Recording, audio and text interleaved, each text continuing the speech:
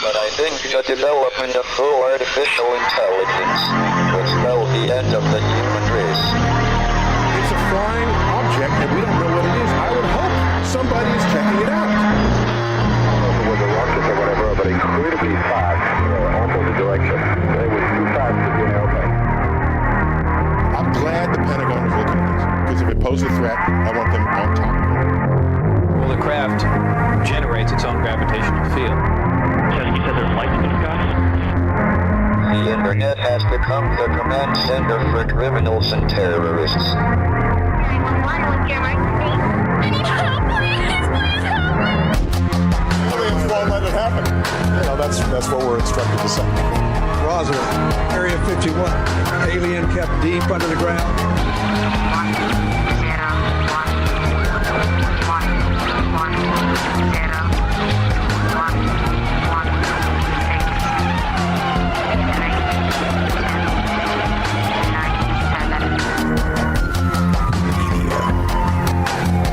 Doesn't have your best interest in mind.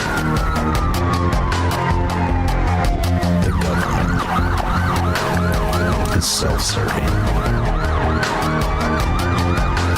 You're here for a reason.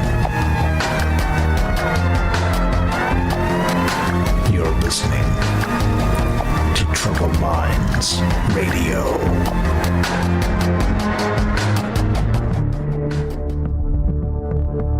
Broadcasting live from a secret bunker just off the extraterrestrial highway.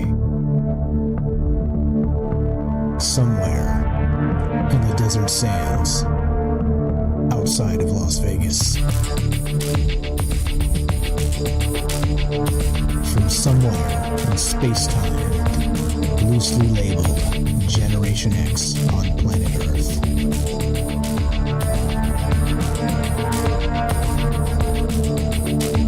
And asking questions of you in earnest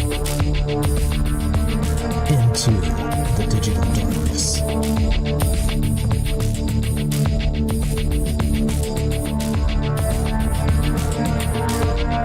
Well, good evening and welcome to Troubled Minds Radio. I'm your host, Michael Strange. We're streaming on YouTube, Rumble, X, Twitch, and Kick.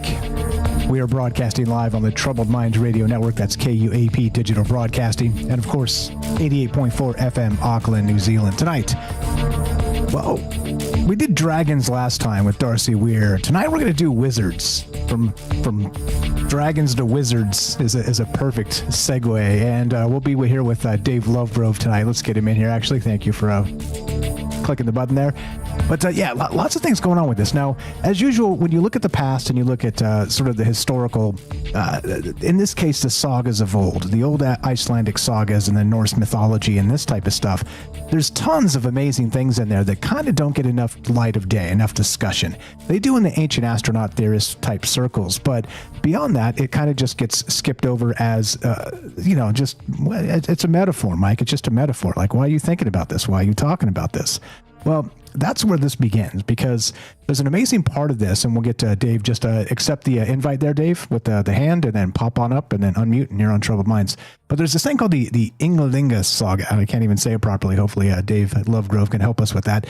But it's basically, look, this was done in about on or about 1225, somewhere in that degree. Let's see. Let me. Here we go. Let's get Dave on there. Okay, so just accept it. It should have a pop-up on the Discord. Just accept that, and it'll bring you right up on stage.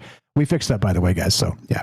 Anyway, so again, about Snorri Sturluson, about 1225, and it is the first section of his Heimskringla. See, you have to bear with my old Icelandic here. Dave, are you there? Test 1, 2. I am. Can you hear me? Yes, perfect. Okay. Good. Things are working. Welcome to the thing. Thanks for jumping through a couple of hoops. Okay, well, you guys know Dave Lovegrove, a good friend for a long time, and brilliant dude. Again, he's taught himself Old Icelandic, and he's reading the original sagas and kind of going through some of these things. And he pointed something out to me that I thought was incredible, which we'll get to in just a second. Dave, welcome to the thing. How you feeling? Good afternoon, and welcome to Troubled Minds. How you doing? I'm great. Thanks, Mike, and thanks everybody listening. I love Australia so much, but I was just saying, damn Australia, because the reason I couldn't put my hand up is because our stupid government's come up with all these child protection rules, and it seems to have done something to Discord, and I just could not work out what was going on, and finally I found this little thing saying, oh, you've got to verify your age and who you are. And I think it's just an Australian thing, but I think you never had that problem before. That's terrible. I think it's coming to the world everywhere because, hey, us watching everybody is good for the kids, right? I mean, anyway, that's a whole conversation for another time. Yeah. Glad we got you in here, though, because like I said, you pointed out something incredible to me in this, again, this saga written by, or his group of sagas written by Snorri Sturluson back in about 1225. Now, we're talking wizards tonight, and I'm not sure if did you bring the actual passage? Were you going to read that? Because if not, I could read it. I got the thing that you sent me, which I can read it from. But if you've got it prepared, I'd rather have you read it because you'll pronounce things properly.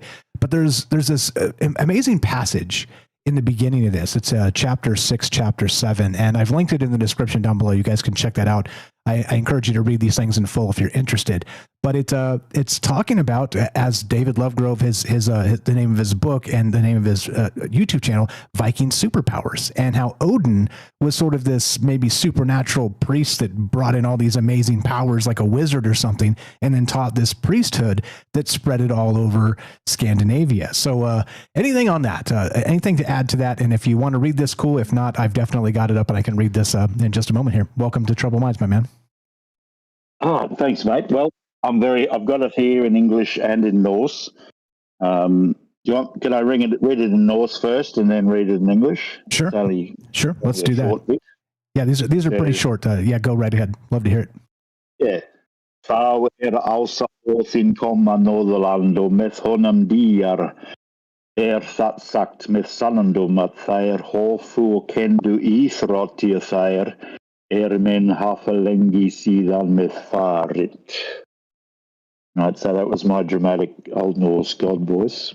Very nice. And did you hear that okay? Yep, came through loud and clear. Just stay close to the mic, because if you pull off the mic a little bit, the noise thing kind of whacks it down and it cuts. But we heard like 98.5% of that. Just stay close to the mic.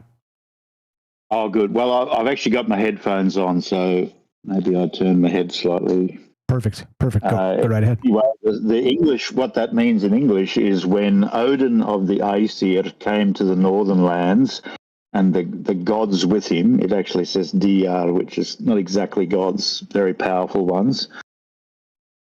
When the gods, these powerful ones came with Odin to the northern lands, it is truthfully said that they originated and taught those skills that people went on practicing long afterwards. So these are the skills, íþróttir they call them, but it means paranormal powers. It means what people sometimes call magic. I don't like that word too much because I feel it's a bit Christian. It's a bit sort of anti-pagan weirdness, but I think of it more as paranormal powers.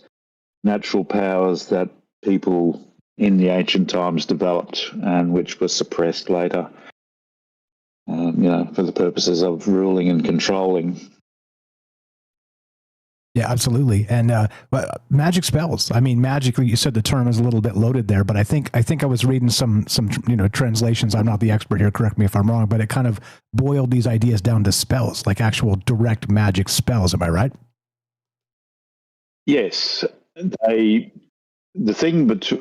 reason why I'm so into translating from the Old Norse to English is because translators filter what they're reading through their own lens, and traditionally this field has been a very academic field and very Christian, very filtered through Christian theology. So, and also fairy tales. So the terms that they use, like spells, there's always a sort of a negative vibe to it, same as the word witches.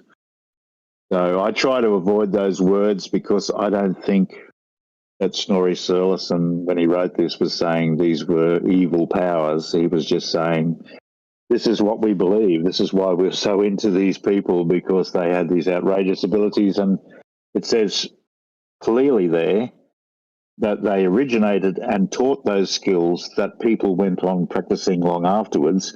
And in the Norse, the feeling is that Snorri is saying in 1225, as you said, that they were still practicing secretly. It was forbidden, but I do believe he was a believer. He wasn't a Christian at all, and that people were secretly in Iceland and other places, especially Sweden, still practicing these arts. Yeah, as I was reading through some of this as well, it doesn't end there. So let's begin. So I'm going to read this one more time. So when Odin of the Aesir came to the northern lands and the gods with him, it is truthfully said that they originated and taught those skills that people went on practicing long afterwards. And we're talking about magic spells, actual direct magic spells that do different things. And one of the things that Odin is most famous for is the shape shifting. Like he was able to take on forms of animals and other things, which is incredible. And it is one of these spells. So if they were practicing, in the early 1200s, this type of stuff in secret, or at least trying to do this through ritual magic or the old ways that came from Odin himself, that seems like a wild thing indeed. There's more of this. Do you want to read the rest of this, or you want to kind of talk about this for a moment and then kind of crawl through it? What did you have in mind? Because there's a ton of ways we can do this. We can just blow through the whole thing, chapter 6 and chapter 7, and then kind of come back to each part, or I don't know, anything on what I just said there. Well, and go ahead. Chapter 6 and 7 are the most important. There's some really important stuff in an earlier chapter I wanted to bring up about berserkers and about communication. And because my thing is about paleo contact as well as paranormal abilities, there's this far out, I think it's a very, very high-tech connection with the original berserkers and with Odin, and how he sort of sent them berserk and how he protected them in battle and how he communicated with them. But to go further in this, you just said it perfectly. Chapter 7 elaborates on, more on the sort of things he could personally do. But in this chapter 6, we're told stuff that we would normally judge as being sort of, some of it seems sort of black and some's white, some's stuff that you could imagine using for good purposes, others is a sort of battle magic. And like I said, I avoid the term. I'm not against people using the term magic, but I think it's in the same way as, all supernatural talk essentially farms out the power to gods or evil spirits or demons. They're the ones that do it. Whereas I think what they're saying here, and this is what I believe personally, these are human powers of connecting to the great reality, sort of quantum entanglement, connecting to the great reality. And the practices that they taught people, I don't think was going hocus pocus and having big cauldrons and sucking down mushies. I think it was actually meditational practices, shamanic type practices, singing, chanting, dancing, probably having sexual sort of orgies. yeah, all sorts of wild and wonderful creative stuff. But yeah, it states here in this chapter clearly that he was a craftsman of poems, and everything he was so beautiful to look at. People were just like Elvis Presley was in the house.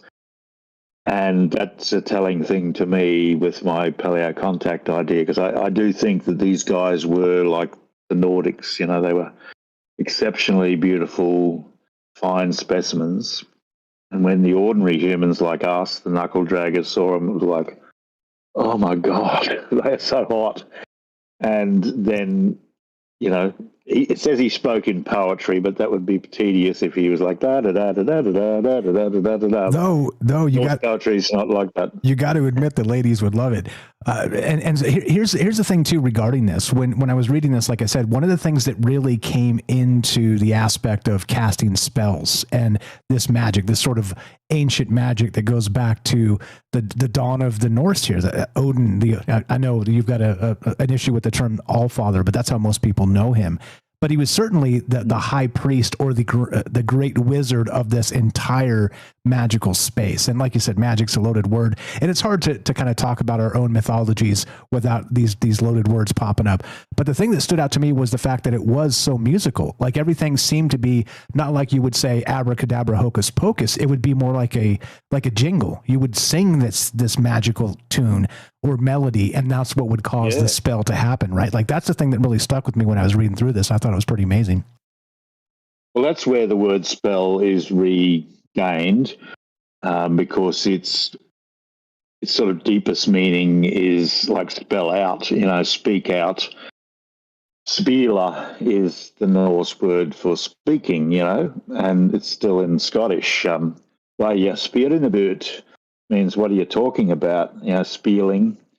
That's where spell comes from. So it's about power talk, and you hit the nail on the head when you said the ladies love it. Like all guys who've either failed with women or done okay know that when they're young, especially when they've had a few drinks, they're very susceptible to the right words, and if you say the wrong words, you sort of see ya.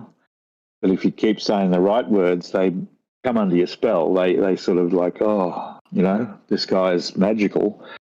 And that's what poetry was to the Norse. It wasn't end rhyming. There was some of that later, but the early stuff was really creative. Like it was really magical in that it drew from the subconscious. It was like modern art. It was sort of hip. They'd say stuff that didn't quite make sense, but then it would resonate like good poetry does. You got the ballad, blah, blah, blah, blah, blah, blah. There's nothing too magical. It's just a story. But when you get to real poetry, then there's something about it. It resonates. And that's what I think. He was totally in that mind all the time. So everything he said was inspired. Everything he did was inspired. And chanting and singing. The old Norse poets didn't just stand in the hall with all the drunken Vikings and go blah, blah, blah, blah, blah, blah, blah. I think they sung it, and they probably sung amazingly. Like, we don't know what it sounded like, but they had instruments, and they were probably, they had their own Jimi Hendrix characters on those early instruments, and they probably had amazing voices.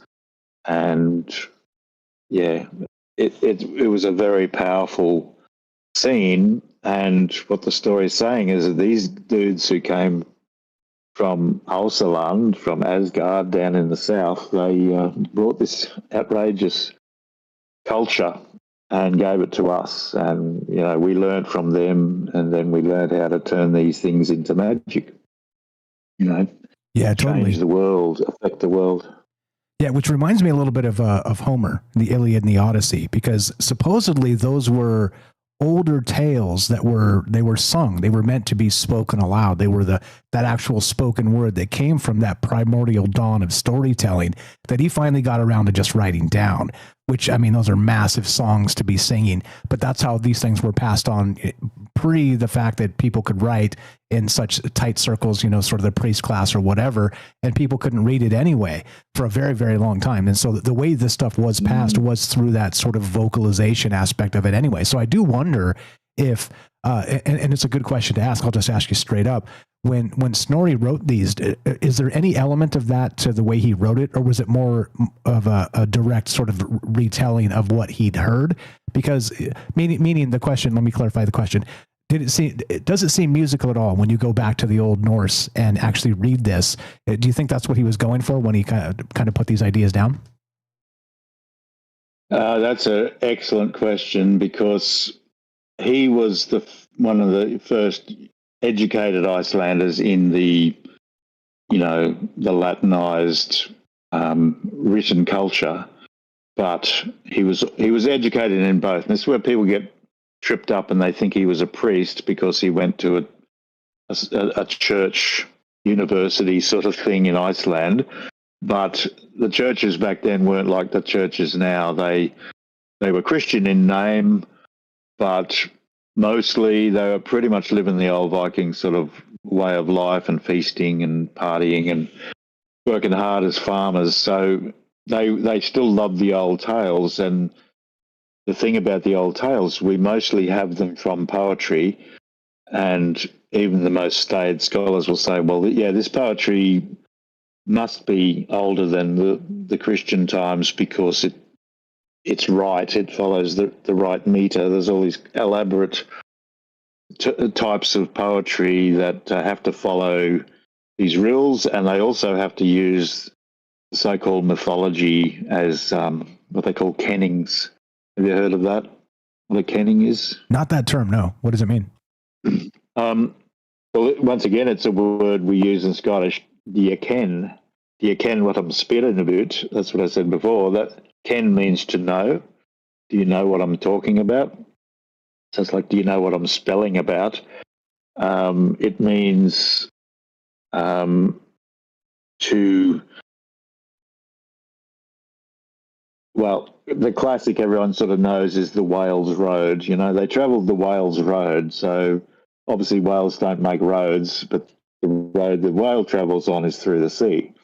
So a poet says, you know, the king travelled the Wales Road to Iceland and he went across the sea. And the old poetry is full of that stuff, but it's much more complicated than that. And Snorri sort of wrote a lot of these stories partly to help anyone who wanted to know the old way because it was being forgotten. He elaborates all this sort of really deep, in-depth, ancient poetic knowledge, which was all, as far as we know, oral. So it wasn't written. People just had fantastic memories and they passed it on, probably father to son, or you know, just gifted people in the community. Right, kid? I think you've got the gift to be a skald, which is a word for the poet. You're going to come with me, you know. I'll feed you and look after you, but you got to memorize these ancient poems and not stuff them up. So, yeah, that's what poetry was. And Snorri puts as much poetry as he can into his Edda and also in Heimskringla. We're reading from Heimskringla today, and the Edda, his Eddas, they call it Snorri's Edda, or the prose Edda, which he wrote, which is full of poetry, and he explains the poetry and he tells us extra stories. And there's a book of even older poetry called the Elder Edda or the Poetic Edda. That's an anonymous book, but Snorri might have had something to do with getting it together. But that's, you know, they saved the really old stuff, but it was considered so dangerous that they hid it until the late 1600s when an Icelandic family finally trusted the church enough that they wouldn't destroy it. Yeah, we got this thing we've kept for 400 years. It's our really, really old ancestral stories. So Yeah, not only destroy it, but burn them at the stake for owning it. Like that's so horrific things were in that time. Terrible. We got about a minute left, and then we're going to take a break. We are taking your calls tonight, guys. We're here with Dave Lovegrove. You know him, you love him, of Viking Superpowers. Not just talking about paleo contact, but the idea tonight and the question for you guys is very simple. Do you think it's possible that there were, I don't know, these ascended masters? We've talked about them in the past that actually were able to, through, let's say, some sort of meditative process or something to that degree. Look, it doesn't have to be the shrooms or the this or the that's. It doesn't even have to be technology. It could be maybe a forgotten way of us to access our higher selves and things that we can or cannot do today anymore until we relearn it again. So do you think it's possible? Basically, I'm calling this tonight Wizards of the North, and of course, Norse Sorcery as imported technology. But the technology itself doesn't have to be as such. Like I said, it could be something as simple as Wim Hof and the breathing techniques of how you can kind of make yourself a superhuman just by treating your body in a particular way. Once again, here with Dave Lovegrove, going to get right back with him. And we're going to read some more of this from this, the actual Snorri Sturluson, which is incredible, back to 1225 when this is written. And I agree with David. He says that he believes that Snorri was actually a sort of a pocket heretic. He believed in the old gods, which was not allowed during the time. And I think that's an incredible take on this. And why would you write all that down if you didn't? Great stuff. Appreciate it very much. If you want to be part of the conversation, 702-857-6939. Click the Discord link at troubledminds.org. One more time, 702-857-6939. Be right back. More with David Lovegrove, and we're taking your calls as well. If you got a question for David on this, anything you want to know about the old Norse stuff, the old sagas, he's the expert. You pop on in here and ask him a question. Be right back. More Troubled Minds on the way. I'm Michael Strange. We'll see you in just one moment. Do not go anywhere.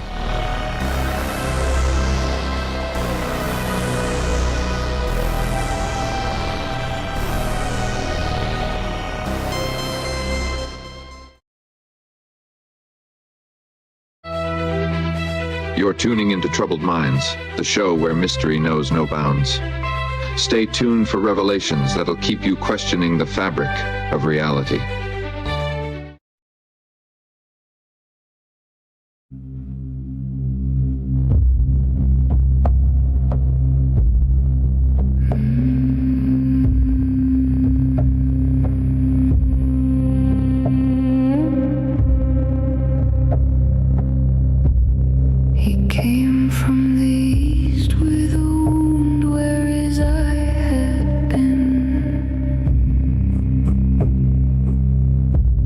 So smooth that the lie became the truth again. Taught the priests how to sing until the ground gave way. Wrote it down in the blood of every shortened day. They call it magic, called it madness, called it shame. But the ones who learn the songs were never quite the same. Something older than the gods, something colder than the sea, passed from hand to hand to hand. Now it's looking back at me. His body slept like the dead, while the hawk climbed high, flew across frozen countries with a borrowed eye. Two blackbirds on his shoulders, bringing back the news. Every secret has a price, and every gift a bruise. They called it magic, called it madness, called it shame. Who learn the songs were never quite the same. Something older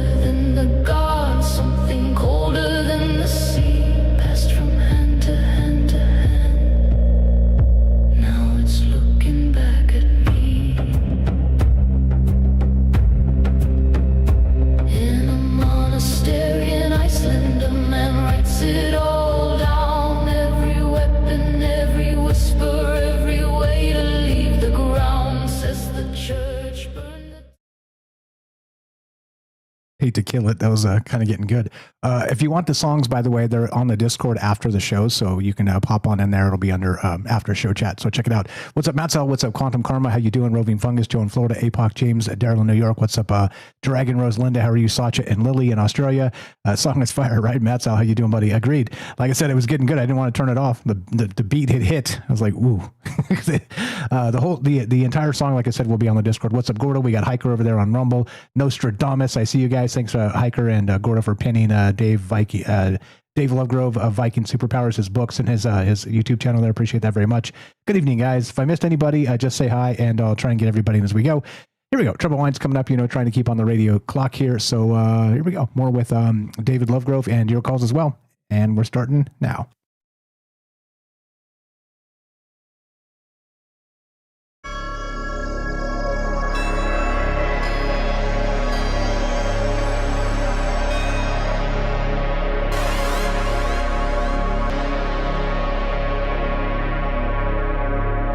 Welcome back to Troubled Minds. I'm your host, Michael Strange. We're streaming on YouTube, Rumble, X, Twitch, and Kick. We are broadcasting live on the Troubled Minds Radio Network. That's KUAP Digital Broadcasting, and of course, 88.4 FM Auckland, New Zealand. Tonight, Wizards of the North, I'm calling this. Norse Sorcery as imported technology. We're here with David Lovegrove of Viking Superpowers, a dear friend. And not only that, he's a brilliant guy looking at the old Norse sagas in their old Icelandic and trying to translate them kind of outside of the dogma cycles of today, which I think is very important when you're looking at this stuff, when you're kind of peeling back the layers of old folklore and old stories. Maybe there's something more to it, because recognize how that one simple translation can change it to really represent and reflect a particular idea, and just by changing a word or two. And we did great examples of that the past couple of shows we had, not recently, but the first time we had Dave Lovegrove on, he was reading some of this stuff and pointing out that some of these translations are just not accurate. So what does this look like? And we're talking, of course, Odin and the powers that he had as maybe one of those amazing wizards or one of those ascended masters we always talk about. And maybe, dare I suggest, a real person? I don't know. Am I going too far there? Dave Lovegrove, welcome back. You're on Troubled Minds. Thanks for being patient and chilling through the break. I don't know. What do you think? Is it too much to suggest that maybe Odin was a real person who had amazing powers that he was able to share to sort of a larger priesthood? What do you think about that idea? I absolutely think he was a real person, and I think all those Aesir were real. It's a big subject, but Snorri Sturluson's side of the story is like 2/3 of what we know, yet he's been quietly demonized over the years as making up stuff, as euhemerizing, which is a sort of I think a Greek came up with that idea, but it's a way of explaining the fact that people read this and go, this guy seems to believe these people are real. This is not just gods flying around with wings on their back. And so they say, oh, this is a euhemeristic approach to writing history, meaning they sort of deify ordinary men, kings, and then later people just make up extra powers for them and say, well, they were like amazing, super powerful. Whereas I start my book with a chapter called, I Believe, Snorri, where I passionately put my case that he wasn't a Christian, that this is not euhemerism. I'm not saying it's perfect, but I believe to the best of his ability, he wanted to put down the old stories with truth that he'd learned, not only as from his education, but he spent 2 years in Scandinavia researching. Like he was a nobleman. He was related to kings. He went to all these places, and he would have talked to the guys who were sneakily keeping the old religion going, and got the goss, and found out from the horse's mouth what these guys were still remembering. And he knew up in the frozen wasteland of Iceland, he had a far better chance of preserving it from the wrath of the persecutors, because it's just a forgotten place and much easier to resist up there where everyone's very related and mates, So, yeah, I It's a long way of saying yes, absolutely. I think he's real, and I do think in a way they're still here. I think they're related to the UFO phenomena. And I don't want to sidetrack the conversation by going too far into why I think they're still here, but I do feel like they have actually communicated to me once or twice and said, Dave, you're onto it, man. This is a great thing. We'll help you with this. I've got a particular little Raven story, which I might have told you. Did I tell you the Raven story? Not that I recall, but my so much flows through my brain. It's possible you told me, and it has been washed out now by all the other crazy ideas that flow through. And I'm talking about myself, not you. You're certainly not crazy. Yeah. But regarding the Raven story, real quick too. Why is that important here? Because many people know about the ravens of Odin, but what were they? He had 2 ravens. He taught them how to speak, and they spoke fluent whatever languages he was speaking. And what were they? What were they as sort of the aspect to him? And then I'd love to hear your Raven tale, just to kind of fill in a couple gaps here for the people that don't know. Yeah, well, Hugin and Munin, they were called, means thought and memory. And they were said to go out every day and fly around the world and bring back intelligence to Odin. And this is the thing about this whole project, that for me it's both super technology and spirituality. So it's not just one or the other. It's a sort of a quantum leap in consciousness to a technology that is both material and not material. I know you can follow me. It's absolutely. Yeah, I think that's where we're going. And I think that's who these advanced people were. They weren't just rocketeers. They also were, wizards. And, the Ravens, I also think that they're, in the way that Odin could become different creatures, I think that they still can talk to people through creatures, okay, like a shamanistic sort of thing. And I'm definitely a shaman sort of person. I've got lots of experiences. I won't bore you with them, but I have been made into that person through all sorts of things in my life. But I'm not here drumming on a little drum covered in paint or anything. But I feel like that sort of person. I feel like we should get you one. What's your favorite color? Let's get you a drum. That'd be amazing. Not to derail. I am a trained Scottish drummer, and I love drumming, and I would love a shaman drum. That's something that I've got to get. Okay. The Irish got a baron, which is similar. It's the Irish baron, but. Could I tell you? It's very quick. That's what I was about to say. Now let's just so now that we framed it properly with the thought and memory, let's hear the Raven story. What happened? Yeah. So when I was first researching for this about 2021, I think, I was staying in a hotel in Brisbane, which is the capital of Queensland, a big state here, the Sunshine State in Australia. And it was a really very unusually cold morning.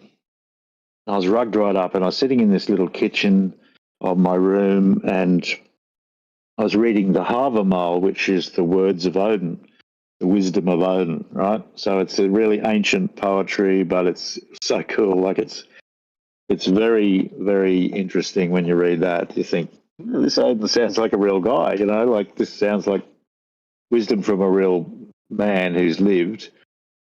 So I'm reading it in Norse and translating it.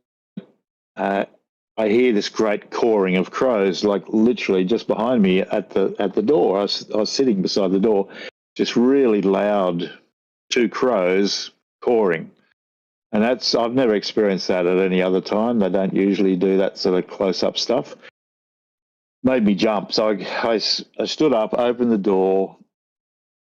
I saw the crows fly off, and our crows here are a relative of the raven. big blackbirds, they swooped off and went where I couldn't see them in a big tree, but then they just kept on going, quack, quack, quack, I thought, wow, that was really freaky. I'm reading this stuff by Odin, and it's like two of his ravens are at my door. And as I turned to walk into the room, I looked down at the footplate of the door, and there was a little golden plate with a picture of a raven, and it said Raven Brand. And I swear to God, I just went, oh, wow. Like, I don't know what the chances of that being, but it was one of those confirmations, like, yes, I was talking to you, I'm Odin, and they were my ravens, and I just said, go, man, do it. And actually, if anyone has checked out my channel, I've got a little clip. I made a video in Iceland sitting by the sea at Reykjavik, and it's a beautiful blue sky behind me, and I'm reading this passage, and as I come to, it could have even been that passage we read before, but as I came to the part where it said, and Odin and the Aesir came to the north and taught their skills, this perfectly circular cloud just appears in the sky right above my head, and it's just a perfect ring, and there's a ring within the ring. And it looks for all the world like, something caused by a invisible but hot flying saucer, And I didn't see it. And when I got back to Australia and I was going through the videos, I went, oh, what? And it just went from blue sky to this little cloud for a couple of seconds, and then it was gone. And that again gave me shivers. I thought, that was Odin, even his people are watching me. Yeah, I'm not the cloud expert. Is it the lenticular cloud that looks like the UFOs? I'm not sure. However they term it scientifically. And I'm not discounting it. I think it's incredible that, and we've talked about this in the past as well on this show and others, that these synchronicity storms tend to happen in particular moments, and you kind of wonder if there is something greater sort of triggering ideas, or, maybe when you're on the right path, like where this stuff comes from, it's leading you down. Life is poetry. Yeah. It's incredible. Yeah. And again, look, not one raven, not three. It was exactly two. I mean, it's like, I don't know. It kind of feels like a lot of things are lining up in the moment, and maybe you're onto something incredible here, which I think you are. Again, thanks for being so smart about all this stuff. And again, spending 50 years of your life literally learning this language. That's incredible. We'll get back to the actual text here in a second. Anything else to add about any of that? There's a lot there with synchronicities and whatnot, but we can get back to the text and kind of peel through some of this, because there's more here that I think is incredibly important as part of this conversation. Well, I would just say, as I sort of said earlier, I think that there was, in these tales, some people will just see purely mythic gods and godlike characters and read it as a spiritual text showing a lost way of, seeking the divine, like you said, the All-Father, seeking connection to the divine. And I absolutely think that's there. But I also absolutely think it's a record of very advanced people coming to the earth, interacting with humans, as so many tales all around the earth tell us. People came down from the stars, they taught us this and that, they hung with us for thousands of years, and then they went away. And I'm sure that these Norse tales are a mixture of those two things. They don't cancel each other out. And one of the really cool things that's happened to me is I was really quite scared that the true believers in the Norse gods, people into True, which is the faith of the Aesir, they take it very seriously, like they really do believe it, and they worship the gods, and some even do sacrifices. I hope they don't sacrifice people, but they sort of get into it.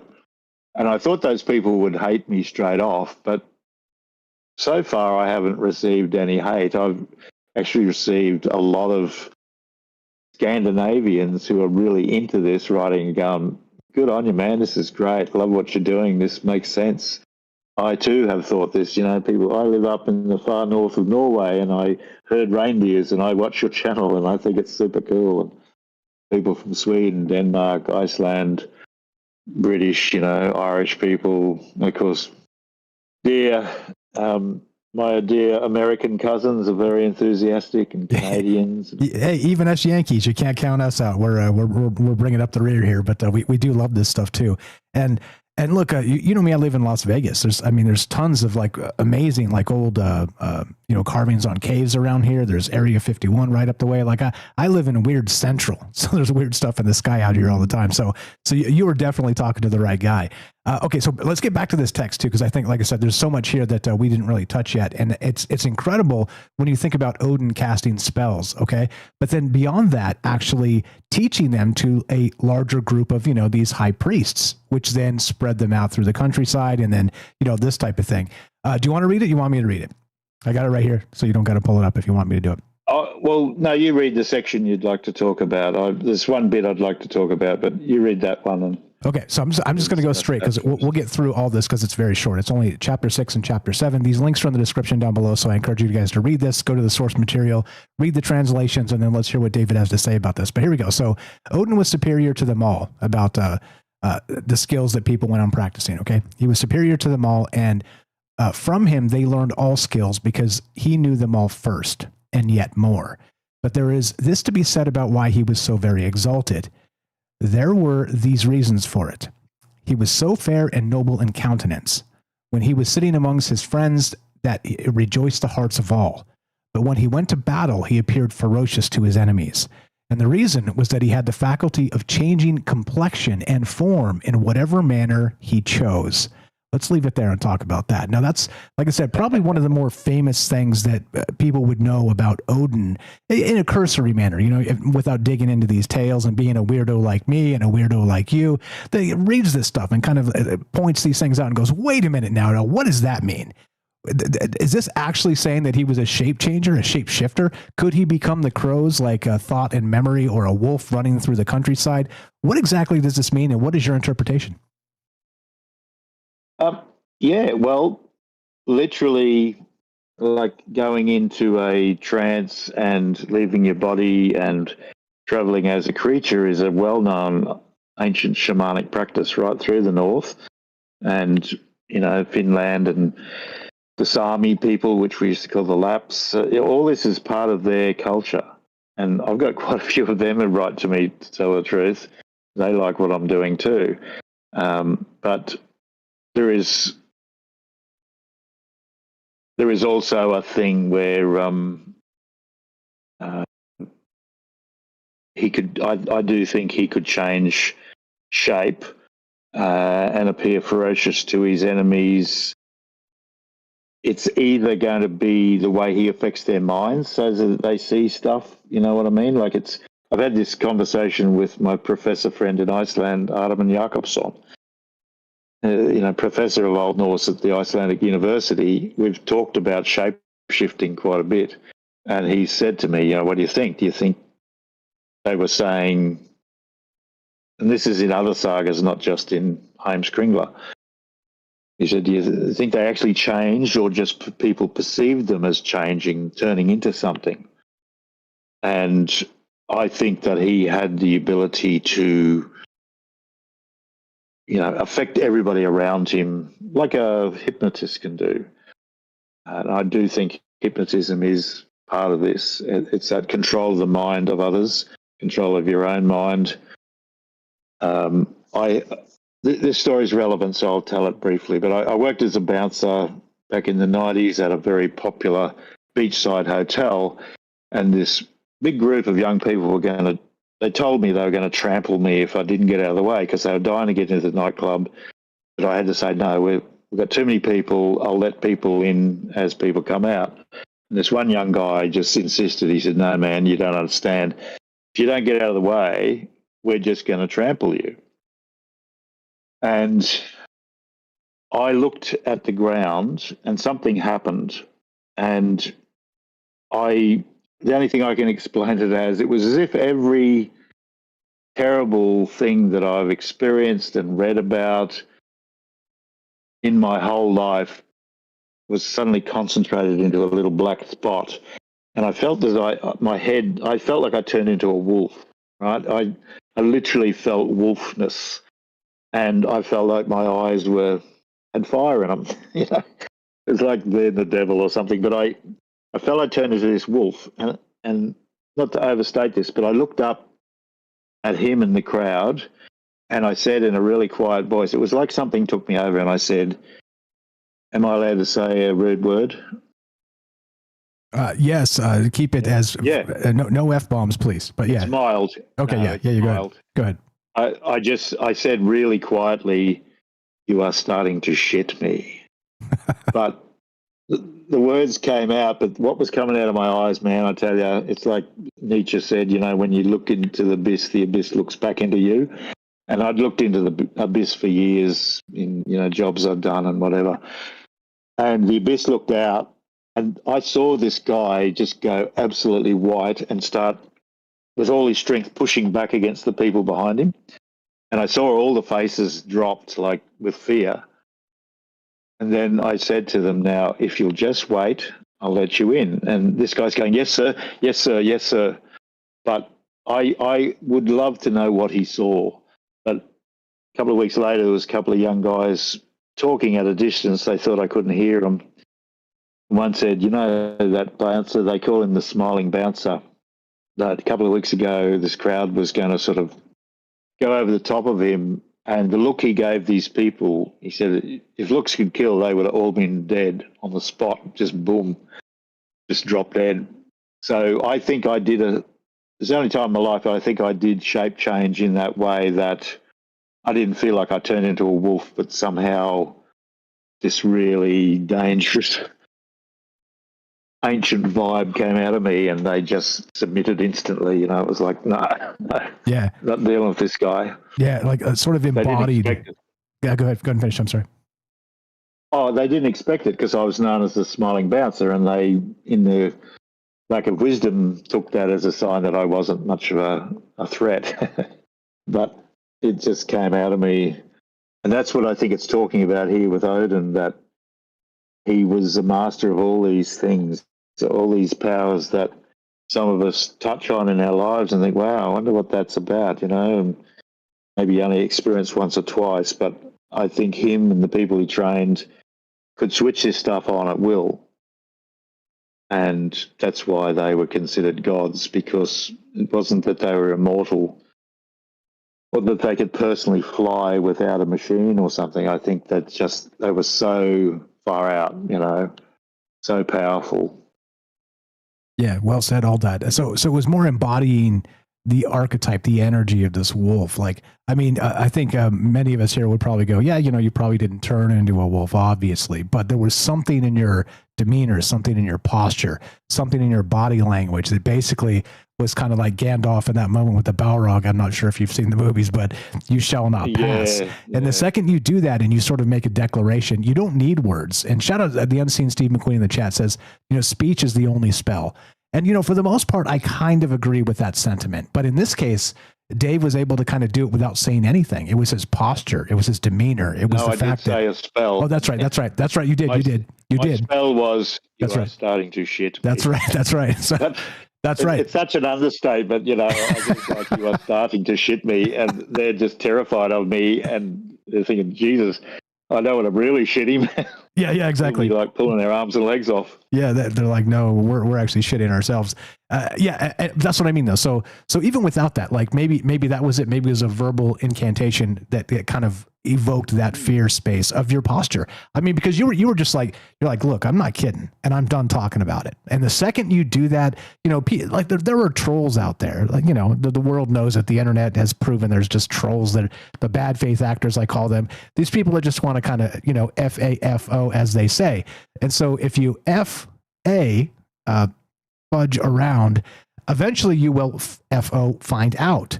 And this becomes part of that issue. And where it's like, you know, you can go pull pranks on people at the mall for YouTube clicks or something, but eventually somebody's not going to be in the mood and they're going to knock you out. Like, that's the type of like energy that kind of comes out of this. I love it very much.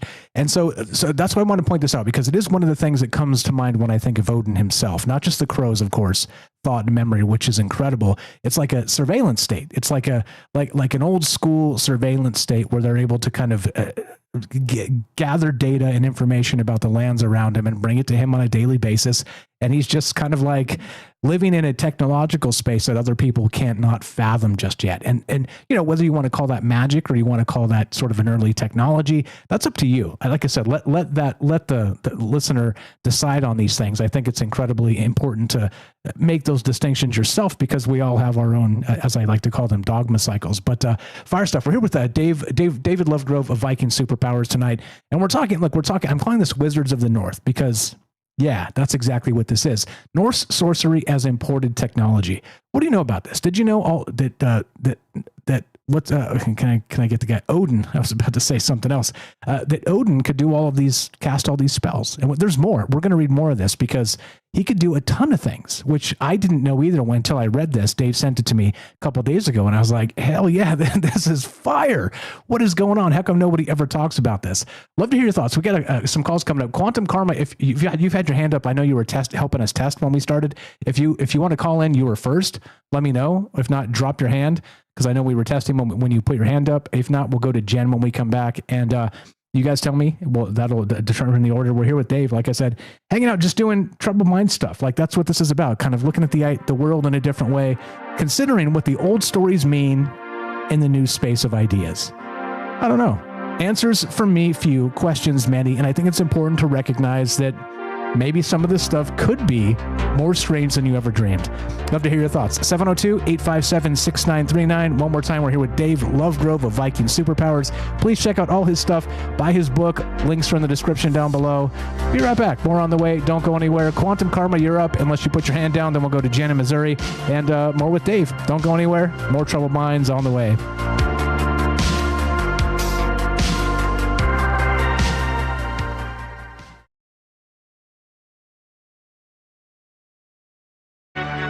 This is Troubled Minds. Your host, Michael Strange, the master of the mysterious, is here to guide you through the shadows of the unexplained. Let's check the news. Turning now to the frontiers of human consciousness, a leading neuroscientist is challenging one of science's most fundamental assumptions. Christoph Koch, of the Allen Institute for Brain Science, presented at a major neuroscience symposium this week, arguing that consciousness may not be generated by the brain at all, but may instead be woven into the fabric of reality itself. Koch points to persistent gaps in our understanding, including near-death experiences, mystical states, and episodes of terminal lucidity, as evidence that current materialist frameworks are falling short. He advocates for a scientific framework known as integrated information theory, which aligns with the ancient philosophical idea that subjective experience is a fundamental property of the universe, not a byproduct of biology. Shifting to the global technology landscape, the United States and China are locked in what analysts are calling the defining technological competition of the 21st century. Researchers describe the contest as a battle between AI brains, large language models and microchips, where the US currently leads, and AI bodies, meaning humanoid robotics, where China holds the edge. With trillions of dollars and national security implications on the line, experts warn neither advantage is guaranteed to last. And finally, a story that cuts closer to home, literally. A fast-growing consumer market of wearable brain monitoring devices, marketed for focus, meditation, and cognitive performance, is raising serious questions about who owns the data produced by your own brain. In 2023, Chile's Supreme Court issued the world's first ruling on commercial neural data, ordering a San Francisco-based company to delete a senator's brain data after finding its terms of service violated his constitutional right to mental integrity. The consumer neurotechnology sector is projected to exceed $55 billion within a decade, and legislation is now moving through multiple U.S. states, along with a proposed federal framework called the MIND Act, as lawmakers race to catch up with a market that has been quietly collecting neural data from ordinary users for years. Thanks for listening to the Troubled Minds Radio Network. Indeed. Yeah. Oh, yeah. Who owns the data in your brain? if you read it somewhere else, I mean, it belongs to them, right? Don't make me invoke some tort law at you. What's up? Hope everybody's well tonight. What's up, Matt's out. Eric, how you doing? Thanks to Dave Lovegrove for being here. Roving Fungus, we got Linda Dragon Rose James. What's up, Jen? Jen's coming up next. We got Daryl, Chef Pete, APOC, Sacha, Joe in Florida, Lily, and Molly over there just on Discord. Appreciate it very much. The Unseen Steve McQueen, Sacha, Lily. Thanks for the smart comments out there, guys. I appreciate it very much. Lots of good information flowing through the space. That's the point. What's going on with this? How weird does it get? That's my favorite question these days is how weird does this get? Because I think it definitely is. What's up, Matt Sal? Yeah, lighting it on fire. Yeah, the song is pretty good, right? Yeah, let's see the Ballad of Billy John. Ioxys here says, yep, I just like playing music for myself. Yep. Lily in Australia. If I missed anybody, Mike says, imagine how many pop music lyrics music you don't even like. You store the lyrics away in a file. Yeah, and not only that, like how they affect you, even if you, like you said, you don't even like the song sometimes. What's up, Night Stalker? How you doing? Is that the right one? Sounds similar to John Dee's Enochian Language of the Angels. Right. Dagger Spells, how you doing? Hope everybody's well tonight. If I missed you, Third Eye Alchemist, we got that's Richard in Texas. Hello. Just keep scrolling, just keep seeing more people.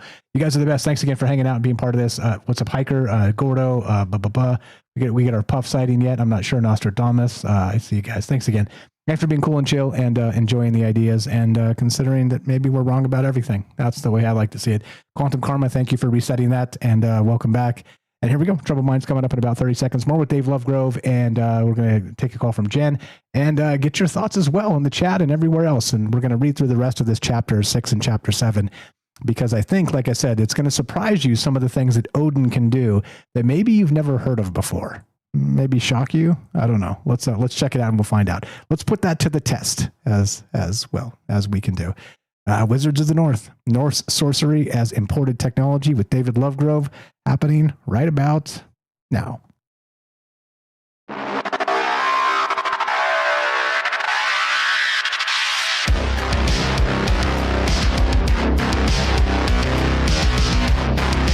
Welcome back to Troubled Minds. I'm your host, Michael Strange. We're streaming on YouTube, Rumble, X, Twitch, and Kick.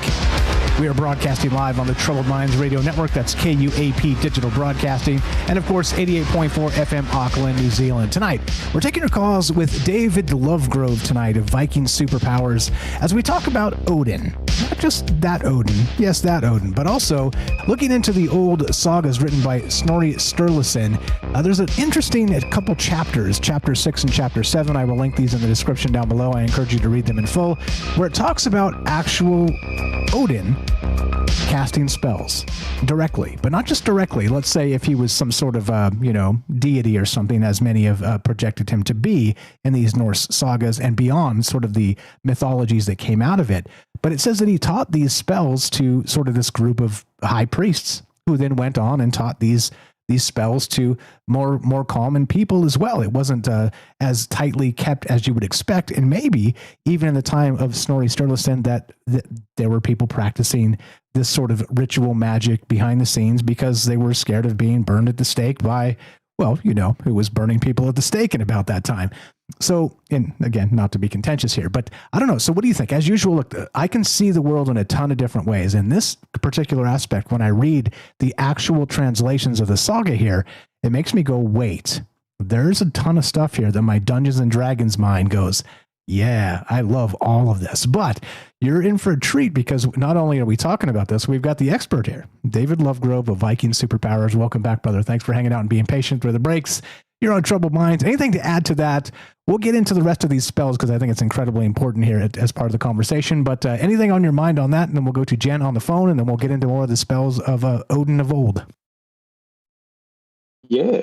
Well, I totally dig what you're saying. And earlier you mentioned that this is not just about distant spells, but things that are practical in your life, things that are happening right now.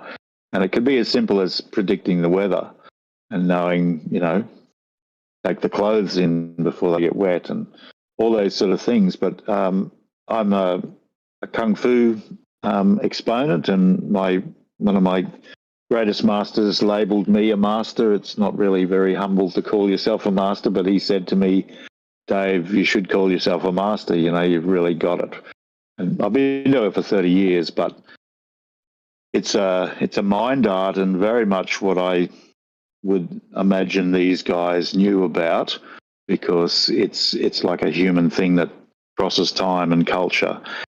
And I've discovered that there's an ancient Viking wrestling art called Glima, which I'm just getting to know more about now. But apparently, as I read about it, I thought, this is just like my kung fu. This is in Iceland from Scandinavia, but the principles they're talking about here are exactly what the Chinese masters taught me, that came from ancient China. And so, there's these all these arts, poetry, obviously, painting, carving, making ships. The Viking ships are just like surfboards.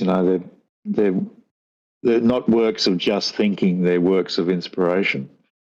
So that's my little bit. Yeah, well said. Well said. Go ahead and finish. What I'd like to briefly talk about next is in the end of chapter 6. It talks about the Berserkers and how Odin affected people in battle, and also how his men were. And there's a previous chapter, I think it's chapter 3, which I wanted to skip back to and just show you what it says about how they became berserkers, because people are always, I wonder if they just took magic mushrooms and went into berserk fury. And I'm not saying I ever took mushrooms. I'm a very straight guy. But back in the 70s, I knew some guys who took magic mushrooms, and there was no sort of urge to kill or anything happening there. They were not berserkers at all. Like this connection with drugs and berserkers is like, really? Maybe Scotch whiskey or something. That's funny. I mean, I could imagine what's the guy's name, Conor McGregor, on like a bottle of whiskey. That'd be a scary dude. But you put him on some mushrooms, and maybe not. You're like you put a blanket on him and put him to bed. So I mean, a lava lamp, Exactly. So we remind me to get back to that point, because I want to talk about how they became those berserkers. Because so we're talking chapter 6 and 7 of this, and this is again from Snorri Sturluson. I always have to look to get it right, or I'm going to say Story Nerdluson or something. In 1225, and he rewrote this stuff again from that oral tradition. Okay, so he was in the space. He was kind of collecting ideas and the old sagas, and he put them down to paper.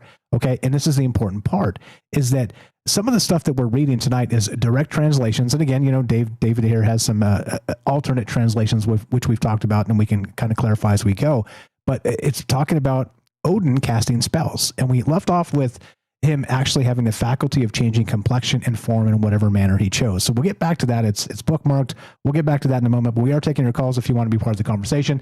702-857-6939. Click the Discord link at troubledminds.org. We'll put you on the show. Just like that. Thanks for being patient. Jen in Missouri, you're on Troubled Minds. How are you with Mike and Dave? What's on your mind? Go right ahead. Can you hear me all right? Loud and clear. You sound great.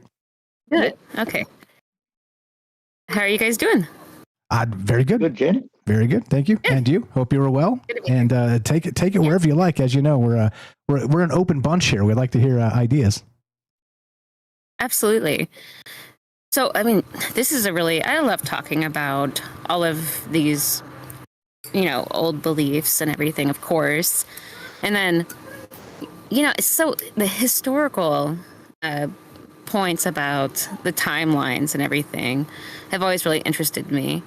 In particular, like, it's true that with, the influx of Christianity, when it came into Europe and it came into the European countries, the amount of forced baptisms and by capital, in some cases, to be paid for with death, if you wouldn't be baptized. Like among the Saxons, I remember reading about that, I think it was under Charlemagne, that if you weren't baptized, it was like, the price was death, basically.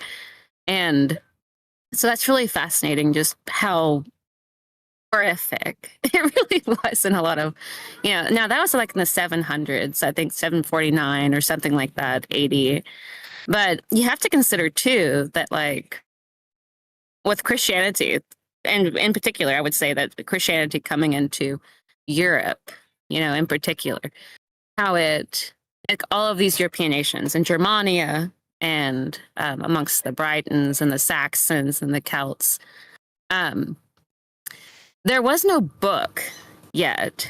And so in the earlier, for 1500 years, there was no Bible in Christian Europe. So with this forced conversions and everything that came in the 700s, in that timeline, it had already been heard there. But in addition to that, it had been 1,500 years without any text, without any book. And many of the priests that came to that region with Christianity could not read and had never even read the Bible, which I thought was really fascinating. And it's only been 500 years where Christianity has been linked with the Bible, with the book. So that's really fascinating in my mind. But just looking at the sort of with the pagan belief systems as we think of them versus the monotheistic belief systems, you think about things like animism. And one thing that's really interesting with the concept of the gods, like you have gods that are almost like the boss of, for example, if you were to say thunder or lightning or storms or anything, water, like the oceans or anything like that. The gods are presented, and this is coming out of Rome, which is influenced a lot by, other belief systems out of Phoenicia, out of Greece. But their whole mixture of idea was that they put this idea that God would be sort of in control of something, of a natural element, versus the idea that the natural elements themselves, you could give it a name if you wanted to, but they were being expressed like the God was that. Like it wasn't like the idea that, for example, even this is in a lot of the, pretty much all of the pagan belief systems, but it's really fascinating though, and a huge difference. Think of a lord of storms, like that I rule over storms. I can bring storms up whenever I want. That kind of idea. I'm a boss of storms, versus that it is the storm. Like it literally is. Or like the idea of, basically any of that idea. Anytime that there's some kind of boss over resources, I always wonder where that belief system is coming from. And that versus, for example, with the Norse belief systems or the Celtic belief systems or the Briton belief systems, or if you go to the Lakota or the Cherokee and the Americas, or if you go to Japan to the Shinto, or around the world, but the concept of the actual element in nature is like, it is the actual force. The God is the storm, not some kind of boss of storms, that can do whatever it wants to. And the whole idea too, of these independent spirits amongst all of these, they're just, it's not even necessarily polytheism, even not quite. It's the idea of, I don't know, it's something that I've just, barely studied or been interested in, or even just not even studied it, just thought about mostly, about how much more sense it makes for these earlier belief systems, that it was the embodiment of, it was the expression of that unique force, and not something like that's where I think a lot of the, that's huge difference. And how convenient though too with these boss gods, and that came along in Rome and things like that, and in a lot of belief systems where they rule over, and that makes it permissible then to take resources, because at that point you could say that, and gods that travel, because you could believe with, like, for example, some of these belief systems, like a thunder god, a thunder lord, like something that creates thunder, say, in the state of Utah, is a different Thunderlord than one up in Maine, because those are entirely different environments. Or a Thunderlord, say, like over in, England. These are entirely different types of spirits, unique, and there's nothing ruling over them specifically.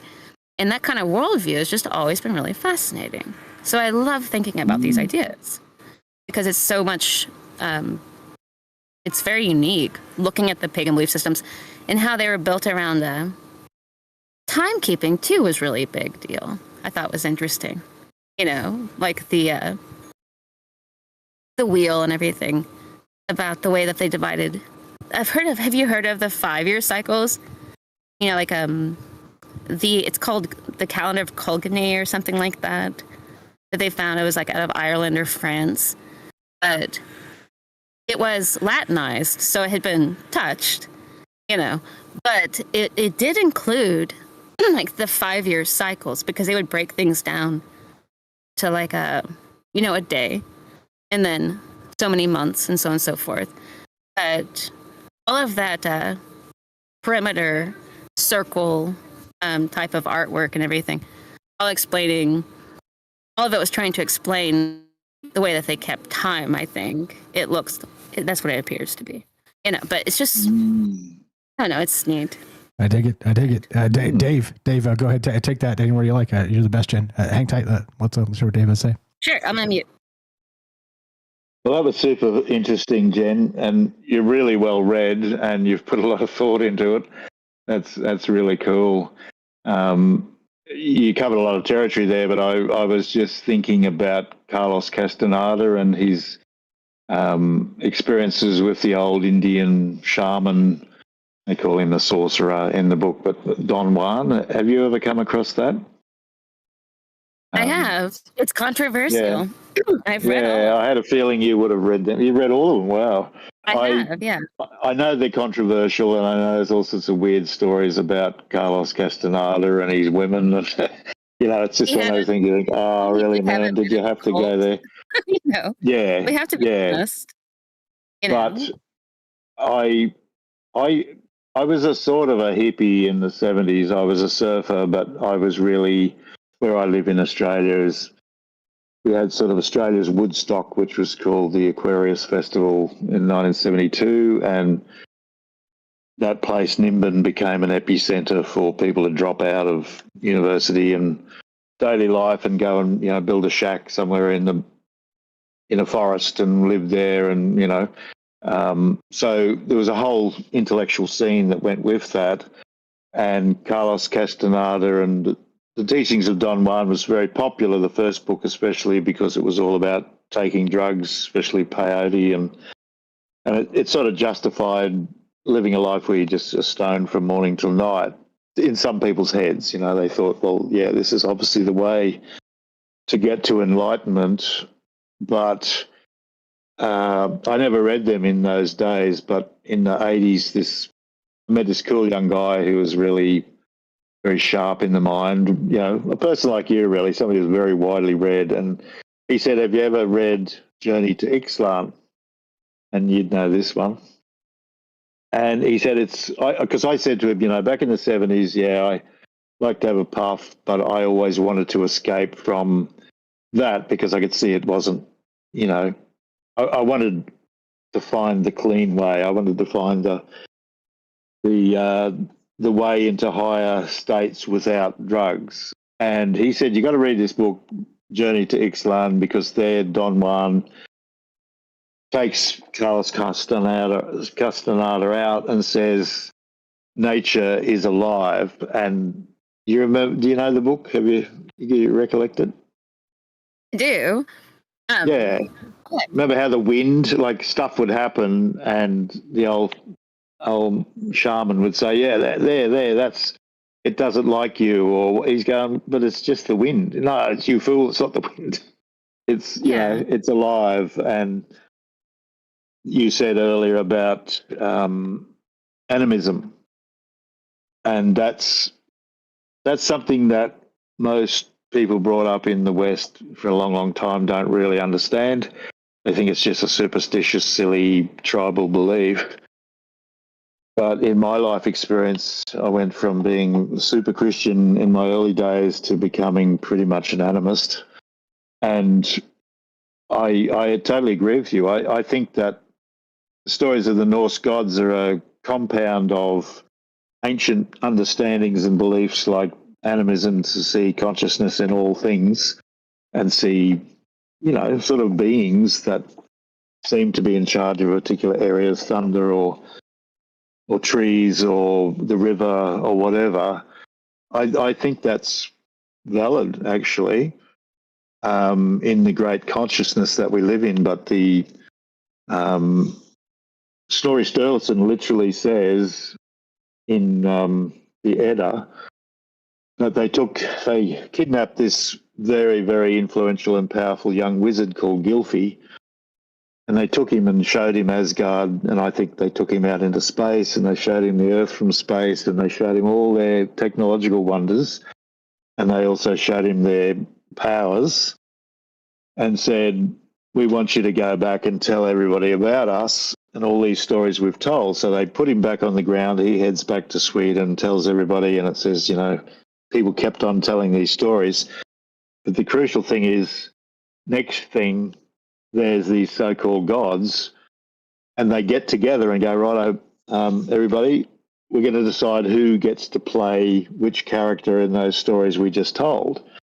So it's literally saying, they tell them all about Odin and Thor and Freya and all these great, powerful beings, and then you've got this thing at the end, which scholars have tried to say it's interpolation, but it's not. It's actually there in the original, that they got together and said, well, we're going to take over the North. We've primed this guy with stories about us based on these much more ancient understandings. And when we rock up, we're going to say, well, I'm Odin, this is Thor, this is Freya, this is Bragi, this is, Forseti, all the names, Loki.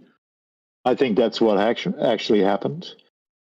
So they were sort of a Star Trek type group that weren't as moral, and they were like, yeah, no, we're going to interfere the hell out of these primitives. They weren't going to just leave them alone, but they manipulated their minds to think that they were,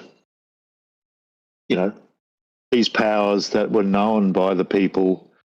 And probably, scholars do tend to say, Odin wasn't so big in Sweden. It seems Thor was bigger there, and Odin was big in Denmark and, in England. And that was something else you said I loved, when you gave that. I was really impressed that you knew about the Saxon Wars. Like, hardly anyone knows about that. Jen's on the game. Jen's definitely on the game. We're running out of time. So yeah, Jen is on the game. She is on the game, been on the game forever. Give me just a minute to kind of wind this down. So we got a couple minutes left between you two, but Jen, thoughts on that? We'll go back to Dave and then help me wind this down. Appreciate you guys. Absolutely. Let me look at the time.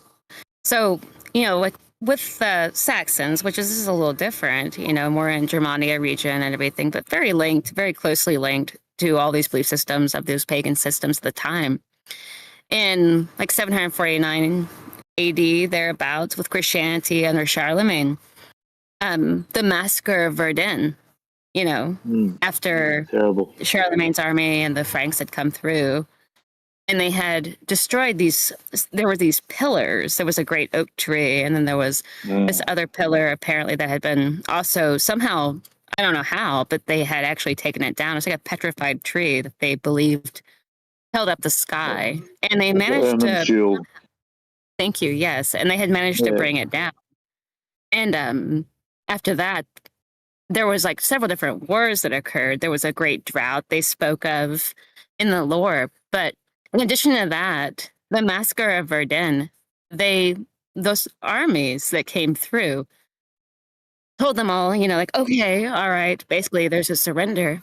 And then killed 4,500 men of farmers, peasants, boys that surrendered thinking they were going to get mercy, and they didn't. Yeah, all in one day. All in one day. Yeah. On the side of this sacred river. of these systems of belief. And what's distinctive in this is that it's not the idea that God is in everything. It's the idea that everything has a spirit without that being a concept. The idea of this one God that rules over all of the essence of everything is that everything is the essence of what it is, unique to itself, and it's not all the expression of one God. It's very not different. an old dude with a beard. Yeah, it's a separate system. The spirit of a wolf is separate from a spirit of a tree. It's not the same being. It's not all the coming necessarily. It's an expression of it. And I don't know, that's really a unique idea amongst, in animism and in pantheism, how different that is. It's not just that there's an intelligence in everything. It's that intelligence is not related all back to one particular god. It's unique and fascinating among the pagan belief systems, included in the Norse pagan belief systems and the pre-Christian systems and the pre-Judaic religious systems.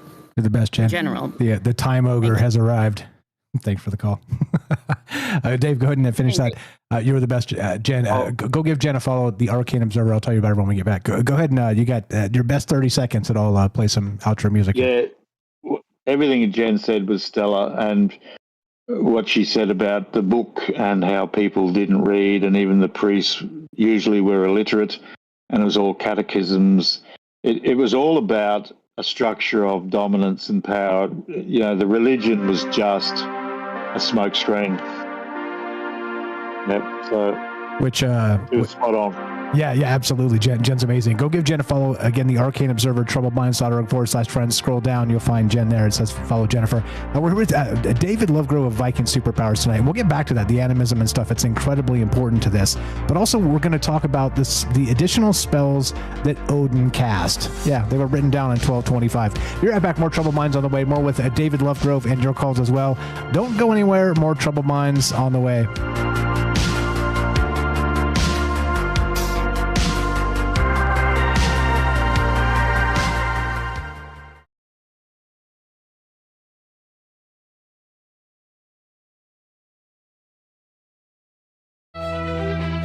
You're tuning into Troubled Minds, the show where mystery knows no bounds.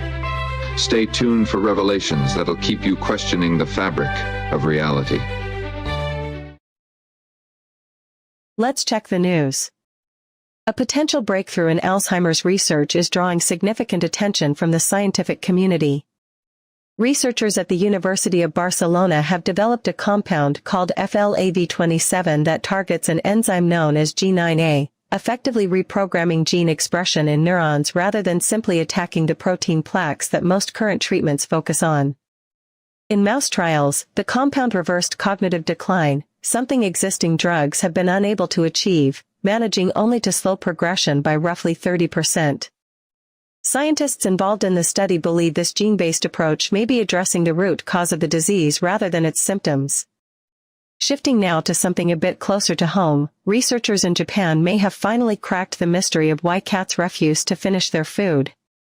A study published in the journal Physiology and Behavior found that cats progressively eat less when given the same food repeatedly, but their appetite rebounds sharply when a new food, or even just a new scent, is introduced. The findings suggest that scent-based novelty, not physical fullness, is the primary driver behind a cat's decision to walk away from a half-full bowl. And in artificial intelligence news, a Stanford University study is raising serious alarms about AI use in medical settings. Researchers found that leading AI models would generate detailed, confident descriptions of radiology images, even when no image was actually provided. The team coined the term mirage reasoning to describe the phenomenon, distinguishing it from standard hallucinations, and are now calling for a fundamental overhaul of how AI benchmarks are designed and evaluated. Thanks for listening to the Troubled Minds Radio Network. Indeed. Yeah, the news is a little weird. Sorry about the robot. I'll try and get that fixed up. There are different models now that do different things. I don't know, do you think it's a little better when you can hear it as a robot, an obvious robot? Because I could fully link in something that's very human sounding, Uncanny Valley. You guys tell me. I kind of like the robot a little bit, but I realize it's kind of unpro. So you tell me. Anyway, thanks for hanging out. Thanks for being part of this. A great call, Jen. Fire is always, she's always shows up and blows our brain up in all the different ways. What's up? I see you guys in the chat. Lily, Matt Self. If I missed any of you guys, just say, hey, me, and I'll say hi. I try and do my best and get everybody, but there's all the chats are rolling and all the people are out there, and I appreciate you very much. Thanks for, again, special thanks for being nice to each other. Like I said, I know this space isn't for everybody. I know that some of these ideas are off the chain. I know all this. Okay. But recognize what we've put together is that we can kind of hang out, think about things that challenge us or don't, and then still be cool and chill to our friends about it. So thank you for that. You guys are the best. And let's go. More Troubled Minds coming up in a few seconds here. We got more with Dave Lovegrove and your calls as well. Look, I don't know. I think it's important. We'll get to the final spells of Odin because these two chapters are very short. And also the callback to chapter 3 on the Berserkers, I think is important to kind of tie into this. But here we go. Troubled Minds coming up right now. And I'd love to hear your thoughts. Here we go. Let's do it. Let's final segment coming up. Meow. In light of the kitty news there. Here we go.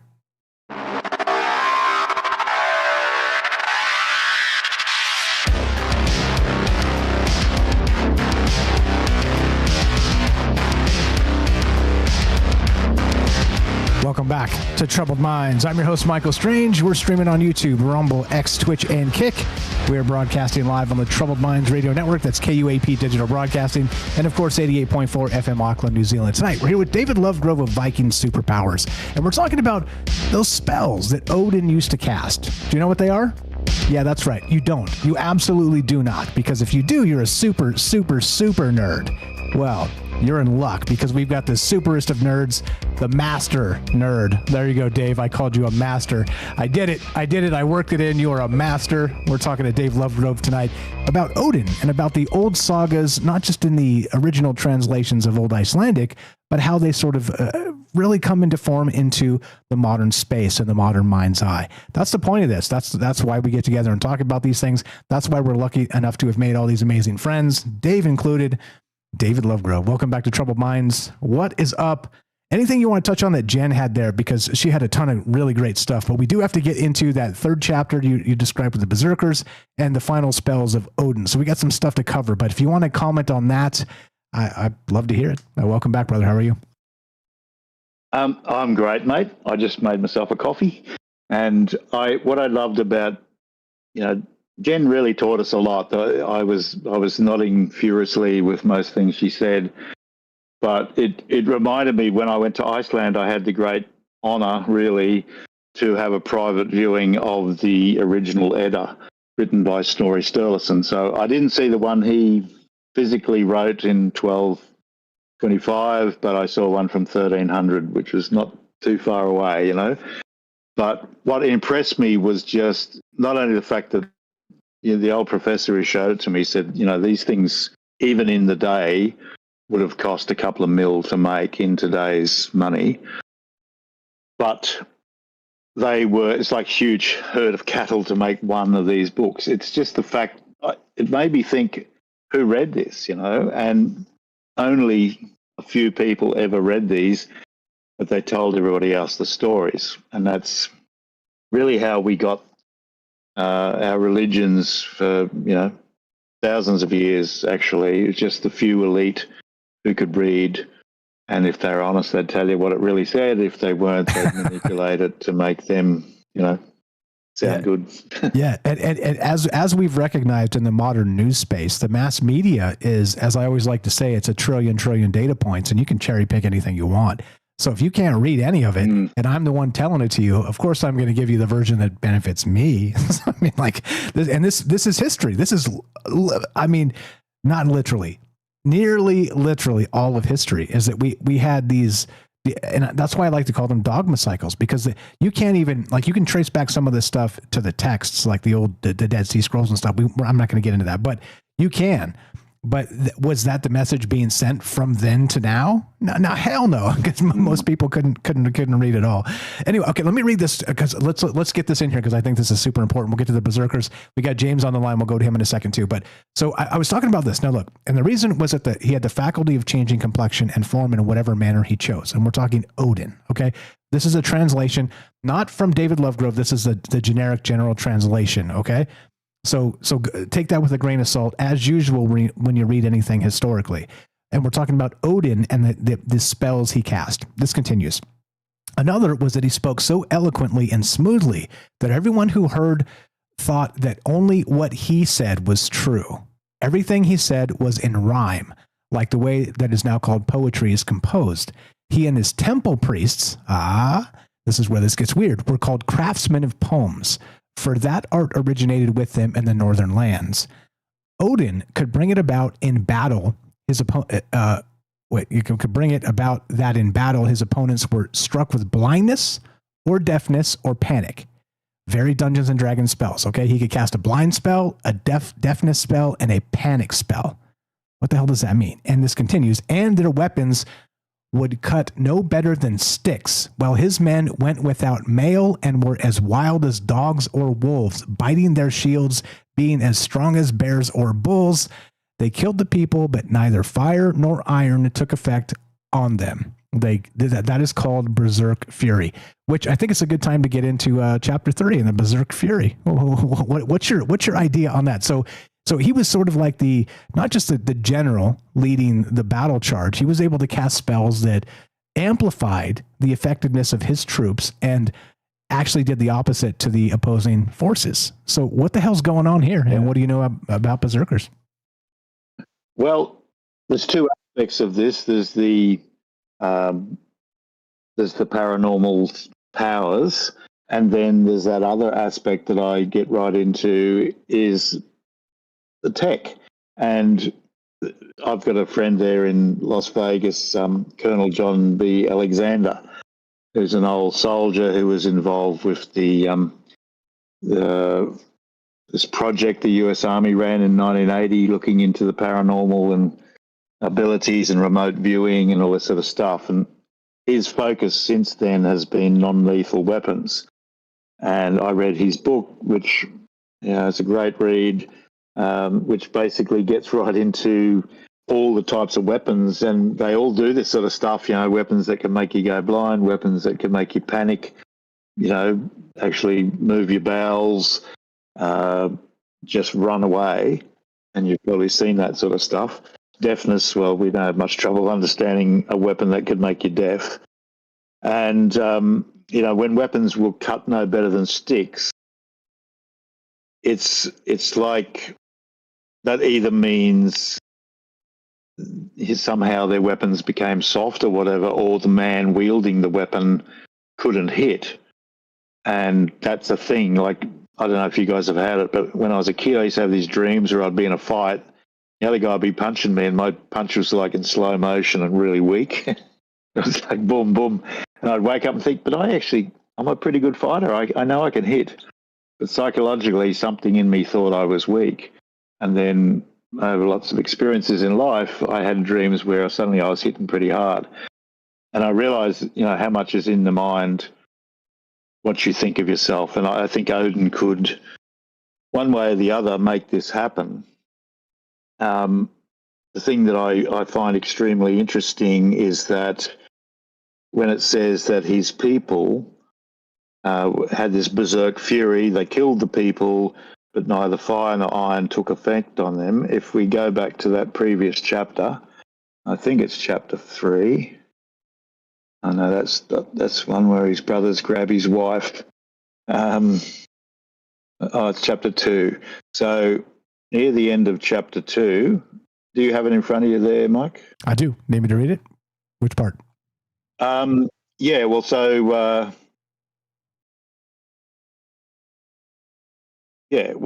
read from this. The first page says he was so, and then it starts blessed with victory in every battle. He was the winner, and it came about that his people believed that he was able to assign victory in every battle. So then read the next bit.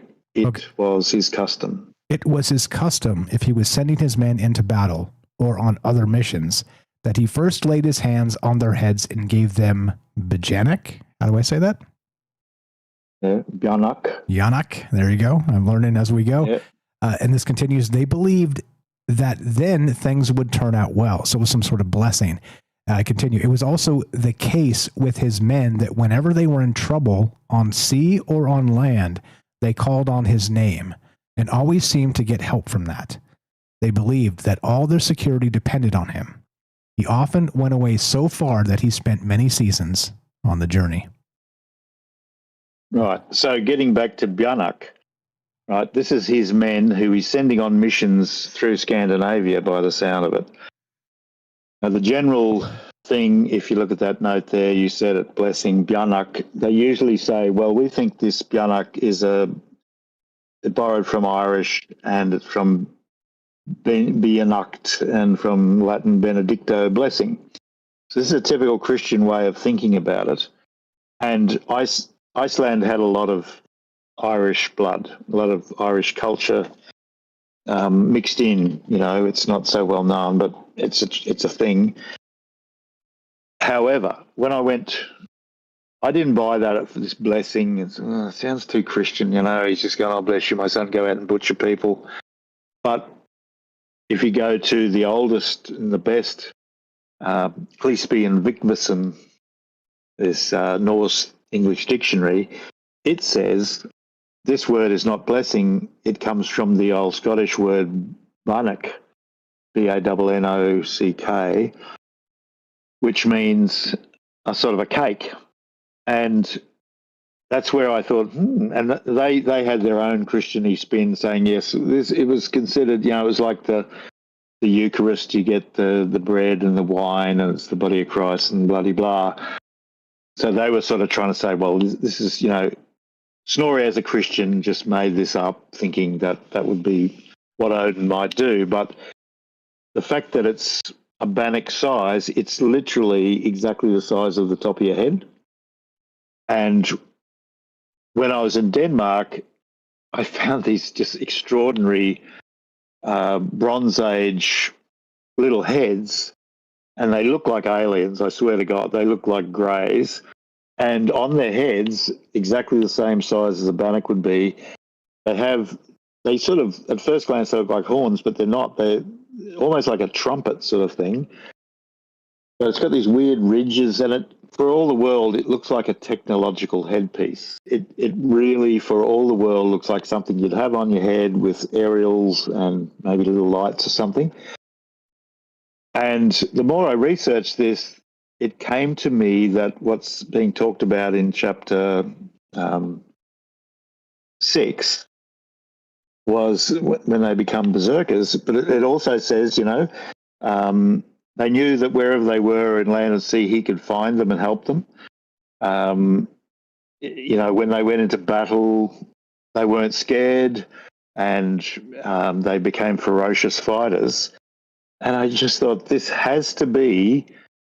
bannock that he puts on their head just has to be a device that takes control of their brains and turns them into ferocious fighters, and also, you know, puts out some kind of effect over the people they're confronting, so they lose their wits.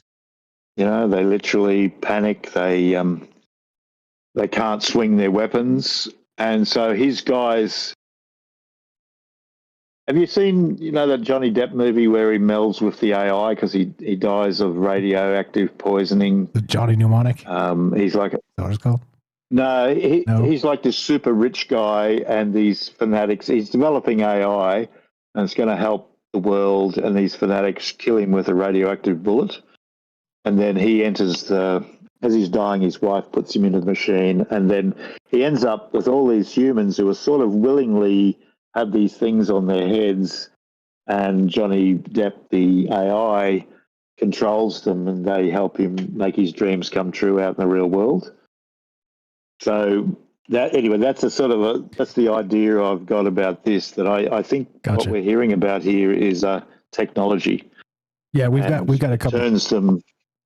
Just real quick, we got help from the chat. Transcendence is the name of the movie. Thanks to Jen. Again, thanks to Jen. Derek the Night Stalker also added that. That's it. Transcendence is the name of that movie. Okay, here's the thing too. So I'm picking up what you're putting down. Now think of it this way.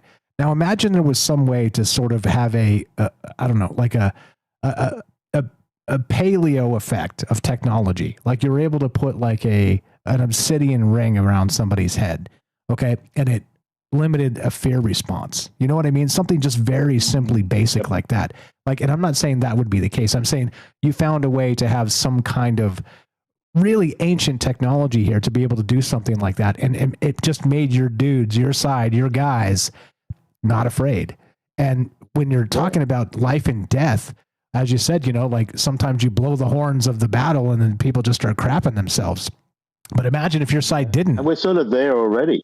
Yeah. Oh, yeah. Absolutely. Our guys in battle now are not like just listening out and hoping for the best. They're all linked to the satellites. They're linked to the feed. They can see it in their eyes. They're getting information constantly. They're plotting.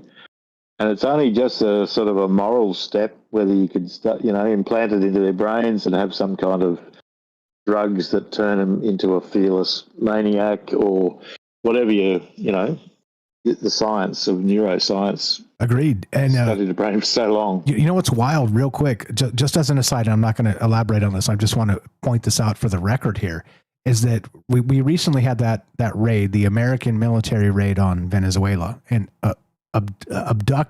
abstracted their, you know, a president, however you want to define that guy. He's a bastard. But among many, there are many. But the story was that our military came in and they deployed some weapon that made the entirety of the other side completely lose their nerves. Like some were vomiting blood, some were crapping their pants, their arms and legs were shaking. They could not even like hold and aim their weapons. Like this is the type of thing. And so we see this in a modern day as like a, what's it called? Like the Havana syndrome, like that type of weapon. But and we've seen them deployed. It's the non-lethal weapons. Yeah, exactly. Which Alexander's thing. Exactly. Yeah. Which runs an entire military brigade inert. They are incapable of defending themselves or anything else really in a moment. Out. So yeah, exactly. So like I said, I'm not going to elaborate on that. We're running short on time, but I think it's important to point out that type of thing, if you could figure something out like that, and even a tiny edge, like if you had some way to make your dudes not scared when the other dudes are kind of scared, that changes the entire game when you're talking about a zero-sum battle there where somebody wins and somebody loses and somebody lives and somebody dies. We got James on the line here. Let's get to these calls. You're the best, bro. We're going to have you back. You know we're going to have you back. I appreciate you very much. And there's more to get to with this. James in Michigan, you're on Troubled Minds with Mike and Dave. Go ahead, sir. What you got? Tons of stuff here to talk about. Test. James 1-2. Sorry about that. Had to unmute. That's okay. Didn't realize I was muted. Yeah, I'm not with it tonight, but that's okay. Great show. Great to hear from you, Dave, as well. I wanted to. So your experience with the Ravens is fascinating to me because I have heard of accounts from people over the years through different shows I've listened to who have had experiences with sort of these figures associated with, or even the figures themselves of deities or gods, however you want to call that, these entities. And sometimes they weren't even doing anything associated with them, but they would have experiences, not even realize at the time that the symbolism involved was associated with this one figure. So it's fascinating to me that you had this experience because I've heard of similar things. I don't know if you have as well or not, but I just want to point that out because if you look into enough paranormal experiences people have had over the years, that is sort of one type of experience you can find if you look deep enough into these things. And I'm not necessarily even talking about religious experiences, so to speak. That's a whole separate thing. Because, again, some of these experiences people have, they're not looking for that. They're not looking for a religious experience or going through any kind of a ceremony or anything like that. They just have these experiences. So it's really fascinating, and thank you for sharing that experience tonight or earlier. Oh, no worries, mate. Thank you. And yeah, you're right. It's like you would have heard the stories about people whose relatives who've passed sort of come to them as like, I remember this one was the dad loved butterflies and he had a fascination with this one particular butterfly, which was super rare. And he said to his daughter as he was dying, I will come back to you and give you a message and you'll know it's me. And like in the next week after he died, these butterflies just kept coming, flying into the house and doing all sorts of unusual things for butterflies. And she just knew it was her dad. It was sending a message through them saying, I'm okay, you know, it's all good. Yes.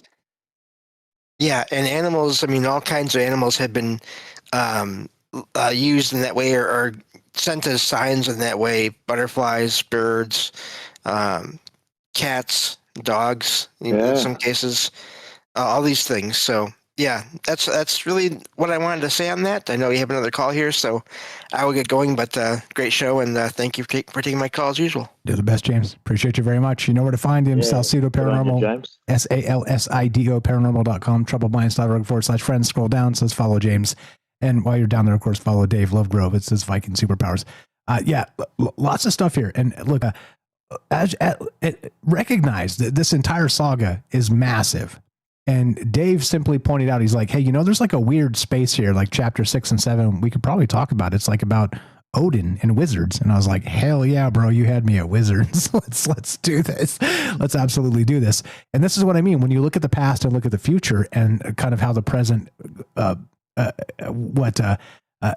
makes a connection between the two. We are that space. We live here. This is our world too.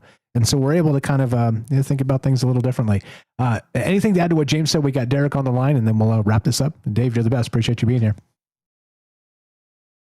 No worries. No, that was a great question. I'd like to hear from. Looking forward to hearing from. The Derek. Night. The Night Stalker, Derek. Let's do it. Night Stalker. We know how to do this. So we got a thing here. Is this the button? Yep. Derek in Massachusetts, the Night Stalker. What's up, brother? You're on Troubled Minds with Mike and Dave. What you got for us, man? Like, there's so much here. This is wild and crazy. We could probably do part 2, 4, 6, 8, and 10 of this. But what do you got? Let's hear the Night Stalker sauce. Yeah, I'll be quick. We'll wrap it up. I don't want to call too late, but yeah, I mean, this is fascinating, and I never really considered Odin as much of like a wizard, but I guess that definitely seems like what he is. It's really fascinating. They're kind of they do kind of show that a little bit in the MCU, like especially in the first movie. Basically, his only feat of power, pretty much, is to like do that little incantation to make the Thor's hammer only work if you're like worthy of it, So he says a little something, like whispers something into the hammer and creates like a little seal over it and stuff. So I guess he was tossing out spells in that movie, I guess, which I didn't really consider until you brought it up, which is cool.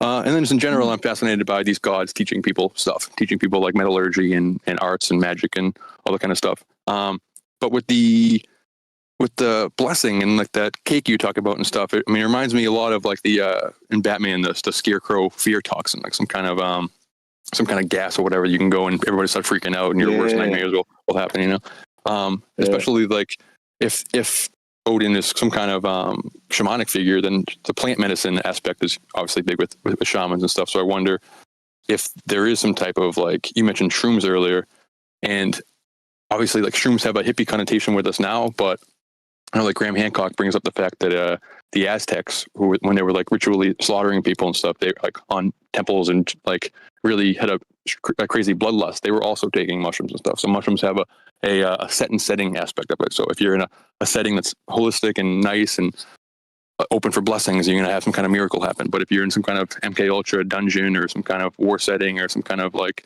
riled up setting, then it can rile you up in the same way. It can take you to a dark place, especially mixed with like a PCP or cocaine or meth derivative and stuff. Like they've been pumping soldiers full of stuff that makes them not feel stuff for a long time. Like Hitler was definitely doing that and everything. So I wonder if the cut no better than sticks thing or the fire couldn't affect them. Like, did they die? Yeah. Like, were they immortal or were they just not feeling pain? So you can like kind of like chop their arm off. They're going to keep coming at you like a PCP zombie or something like that, but it doesn't really fit as much with the they can call out Odin's name and answer. That's a little bit more mystical than just PCP. So probably it's not that. But I just wanted to throw that into the mix. And just a question is with the shape-shifting thing, they talk about Zeus and like Loki and stuff, and the Greek gods doing the same thing. Like, do you think that those gods in that pantheon are similar? They're kind of more shamanic, high technology figures, and they've been kind of confused as gods, or think they're similar, or is it even like the same ascended masters under different names? Or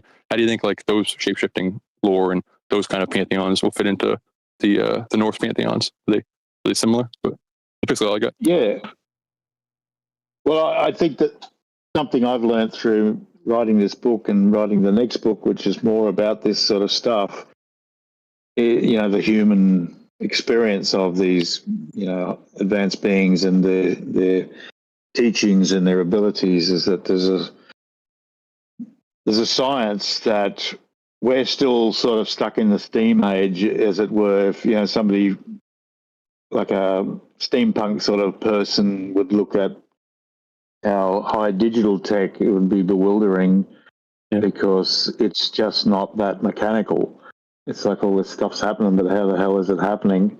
In the steam age, you could see it. You could see everything pumping, and it was brass, and you put oil on it, filled it down, and heated it up, and all that sort of thing. And I think what we're looking at in these stories all over the world, as you said, in the Greek stories, Roman stories, and definitely in these Norse stories, is encounters with either our distant ancestors who went off world, 500,000 years ago, and then eventually came back from out there in the galaxy, or they were extraterrestrials, maybe our original ancestors from somewhere else. But it's a technology that it's way ahead of us, which means people are already acknowledging, okay, we need to find out what consciousness is. This is quantum discoveries, which have been around for a long time, have made people. I remember my science teacher saying to me, senior chemistry, I think, he says, look, we taught you this shell, like an atom has got the nucleus and then there's all these electrons and blah blah, but actually it's not like that at all. And I said, yeah, well, what does it mean, this cloud thing you're talking about? He says, well, it's hard to believe it is. Nothing really exists until somebody observes it, and then it just sets. And I said to him, that sounds like, magic. Thought. Yeah, magic. It sounds like, a dream, consciousness thing. And I could see in his eyes, he was a little freaked out. He knew much more than me, and he was like, yeah, it's weird. And I think that's definitely where we're going. We're up against the old guard who refuses to let go of materialism because this stuff's too frightening to them. It does feel like magic and probably the devil's work or something. But really, I think what we see in the stories of the old gods is technology, but technology that's somehow alive, machines that are alive. And I got a taste of this. Have you heard of William Gibson? No. You got to read his novels. Everybody's listening. Same note. William Gibson, looking him up, his early stuff, Neuromancer. Oh, yeah, yes, I know Neuromancer, yeah. Yeah, well, there's like 3 novels, Count Zero and something Chrome, I think. But, wow, this guy's writing in the 80s, and it's like stuff in there that we're only just starting to get to now. But what really freaked me out was one story about this guy who he escapes from a corporation. He knows all this stuff. The corporate ninjas are coming for him. Hasn't got much time. And this spacecraft just drops in, but it's literally a robot, right? And it says to him, jump in the back. There's a G-net. I'm sorry, but you're going to lose consciousness because I've got to get out of here as fast as hell. So he gets in there and the thing takes off at like 30 Gs and he, he just blacks out. And he comes to, it's jumped to the other side of the world. The machine says to him, okay, look, you'll be safe. This is who you go and see. Prints out a little thing, go and find this guy. I'm going to hide here. And then he gets out, and then the craft, it's like a jet or something, but it creeps underneath these bushes and camouflages itself. And for me, that was a eureka moment. I went, holy crap, that's where we're going. Yes, of course. I think in the old way, I'm thinking there's a jet and there's a car and there's a gun and there's a computer, but that's obviously where we're going into virtually, you'd have to call them living things that perform super functions. And yeah. Is it? Do you think that's for like all of the kind of different realms of the kind of Yggdrasil and stuff in Norse mythology? Like if there's like dark entities or dark elves or things that other religions would call demons or stuff like that, is that also, you think, kind of a dark shamanism or some kind of similar advanced technology that looks like magic but working sinisterly? Or is there a group of high technology shamans that also have a relationship with like spiritual entities? Do they both exist in this mythology, or is it one or the other? Yeah, I think there's definitely nasties and definitely entities that are not human-like, and we know from modern accounts by people that there's these Nordics who are very human and seem benevolent, and then there's others who are sort of reptilian or insectoid and all this stuff. I mean, you're just going on other people's accounts, but it seems like it's been going on forever. And in my book, sorry to pitch my book, but the first chapter, I just want to try to win over a few people who think, oh, what a lot of crap, Viking gods and flying saucers, how can that be connected? So I sort of talk about all these statements. You're in the right place. We're with you, brother. We love it here. Yeah. Yeah. You're in the right place, man. You're absolutely in the right place. Buy Dave's book. Links are in the top, but so scroll down just a little bit. Links are all in the top. Go buy his book. It's on Amazon. Look at the reviews on that, by the way. He sold a ton of books. He's been on a bunch of like larger, way big type of podcasts, and he's selling a ton of books. So please go check out those reviews if you don't believe me. I've read it. He sent me a copy. It's incredible. Please help our friends. Let's wrap this up, boys. All right. Thank you, guys. That's all I got. But great show, you guys. Awesome stuff. You're the best, Derek. Cheers, mate. Come back, please. Thank you. Later. Thank you very much. Derek the Night Stalker, you know me, love him. Go give him a follow too. Look, it's free. He's got a YouTube channel. It's free. troubledminds.org. Click the friends link or /friends. Scroll down, follow the Night Stalker. It's under N Night Stalker, and it's a YouTube channel, completely free. Brilliant guy, been a good friend for a long time, as you know, and always slaying the fire ideas. But yeah, we'll definitely look. We get to the good advantage that we have of kind of having the digital radios. We can go a little long when we need to, or whatever. And I think tonight is certainly worthy of that because we have a master here, a master. Like I called you a master 3 times tonight. Should I do it 7, or how do we invoke this ritual to make you believe you're the master? Anyway, believe it in the end. Anyway, David Lovegrove, a master. I said it a 4th time. We'll leave it at that, so we kind of leave the spells ambiguous. Okay. Final thought, and then let's wrap this up. And we will come back to this because look, there's so much here, and we did like chapter 6 and chapter 7 and part of chapter 3 of this thing, and it's so rich, it's so dense, it's so incredible when you kind of again frame it with new eyes. So you know me, you know us. You're definitely welcome back. Final thought, and then now let's wrap it up. Yeah, well, thanks so much for platforming this, and what I've found is a sense of wonder that this has never been talked about much. And it's in an interesting place because when you think of crusades, you always think about Christendom versus, the Muslim world, the Saracens, etc. And historically, yes, that went on for a long, long time, these battles between the two religions and taking territory back and forth and whatever. But that the early taking of the Germanic kingdoms and the Celtic kingdoms by the Roman Church, way back like 400 AD, they started into Europe. That was actually a crusade, but it's never been called a crusade because it doesn't fit the narrative that Christians are the goodies. And, I'm not talking whether they are the goodies or not, or that sort of thing, but I get just saying that the ancient knowledge of the North was viciously suppressed from very early on. And so for me, it's funny because people take people looking at the Bible very seriously, but when it comes to this, it is really forgotten. You know, it does exist amazingly in Marvel. They did a great job helping people remember this stuff, but generally people don't remember that we had a different faith before Christianity, and they wouldn't realize there is so much to know about it and what it really is. They just think, oh, there's just sort of dumb, primitive Viking types, bloodthirsty savages. But when you study them, you realize these guys are really civilized, and they're actually much more civilized than others at times. And they treated women really well, you know, according to the standards of the times, and they had a special sort of honor. And that it's just been demonized because it was just too different, you know. And what it ends up to be, I think, is not a religion.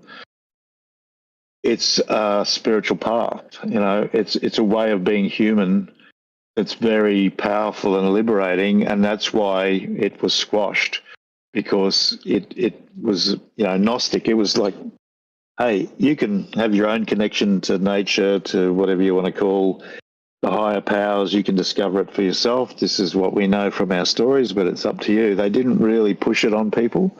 They didn't kill them for not believing it. And there's no stories about the Vikings going around killing Christians saying you will believe in Odin and Thor or you die. You know, there's just really isn't any stories like that. So yeah, I feel lucky to be looking at it, you know, with a new eye. Same. And I feel lucky to have you as part of this conversation, because I think that's exactly the point. We're all looking at that past with a new eye, trying to recognize where we went wrong. Let's say with our own faith, maybe, or not. Like I said, you change that, you decide that. That's not my thing. That's your thing. That's your personal thing collectively. But yeah. I recognize fully that there's a ton of things happening that may or may not be accurate. And so let's talk about them. And look, sometimes I know it's uncomfortable, but I think it's important to talk about. Go ahead. Yeah, well, all I was going to say is part of what I'm into is that with AI, with the robotics, with, you know, inserting stuff into our brains, people melding with the AI, this future world we're sort of sleepwalking into, whether we want to or not, I think this is Ragnarok. You know, I think this is the actual, I don't want to be pessimistic. I don't think it's necessarily going to be really terrible, but David, let's start a religion. Let's do this. Let's just do this right now. Yeah. we're sending out the robes. You guys send us your sizes. The end is nigh. It will be Ragnarok. It will be fiery, and it will be glorious. I'm only half kidding. Sorry, go ahead. Yeah, well, that's it. I think I call it Viking superpowers to make it sexy, but it's not really just about Vikings. It's about humans. I think these are all human things. Doesn't matter where you came from or where you live now or what language you speak, but these are suppressed bits of knowledge that can lead us to become able to warp reality, basically to resist anything evil going on by means other than, you know, it's useless to stand in front of a tank. You know, if the guy in the tank's got a heart, don't get affected, or he might just run you over. But this is talking about something else. This is talking about the ability to change fate, to warp reality, to change minds, to put, you know, whatever into the enemy. And it could even be love. You know, like love is a human power that bad people don't understand. But just to show love to your enemy can do incredible things. I've experienced it myself. I'm sure everybody listening has, where you've done an act of kindness unexpectedly, and they're like, "What the hell?" You know, like, "What are you doing? Why are you being kind to me? I'm being mean to you." And it can change somebody. So, and the knowledge of life after death is another big one. Like, if you think that you're going to be snuffed out, well, you better go with the program, whatever it is, because this is all you got. But if you believe that you're an eternal soul and you'll keep coming back, or you go, you know, you might think that you're going to go to a heavenly place and stay there. But whatever way you think, this is definitely not the end. So that puts everything into perspective. And Yeah. That's a superpower in itself, you know. Amen. Makes people very difficult to beat. Amen, brother. And you're in the right place. Like these are the types of sentiments we need to hear, we need to talk about, we need to think about together, because that egregore, as you described, of love itself is undefeated. It'll live forever. And you can stomp it, you can murder it, you can break it in half, you can throw it in the gutter. But guess what happens? People trust each other. Yeah. Eventually, people will come back to each other. Yeah. Go ahead. Yeah. You remember the movie? I consider it probably the greatest kung fu movie ever. What is it? The names escape me. It's set in China. It's a Chinese language movie. You lost me there. I haven't seen any of that. But I'm going to say the greatest kung fu movie ever is Kung Fu Hustle. And go ahead and slay me for that. That's the movie. Is that the movie? That's the movie I'm trying to say. Is that seriously the movie? You got to be kidding me. I think it's incredible. No, that's what I was going to say. You got to be kidding me. But the thing is, where he's just such a shit, right? That's my word for the day, shit, because I'm allowed to say that. But he is just a shit, that guy. And, he breaks the heart of that beautiful little deaf girl who loves him all through life, and he crushes the candy cane that she's kept since they were kids because he defended her against bullies. And, he's just a reprehensible character. But then when the frog dude stomps his head into the ground and he's well and truly dead, and then those two really cool, chain smoking lady with curlers in her hair and it's so good. Hey, do yourselves a favor, guys. If you've never seen Kung Fu Hustle and you have no idea what we're talking about, that was a massive synchronicity, because it's literally like he said, the best Kung Fu movie ever made. Like, I've only seen like 5 ever, but that's the one that came to mind, and we were talking about the same movie. Kung Fu Hustle. It's so good. It's so good. It's so good. So good. What an awesome movie. And, I have to say this is the 8th time, but I am considered a Kung Fu master, and it's not because I'm super limber and I can do the splits or jump 10 feet in the air. It's that I understand the way the mind works in creating power, but also it's a connection to sort of a creativity.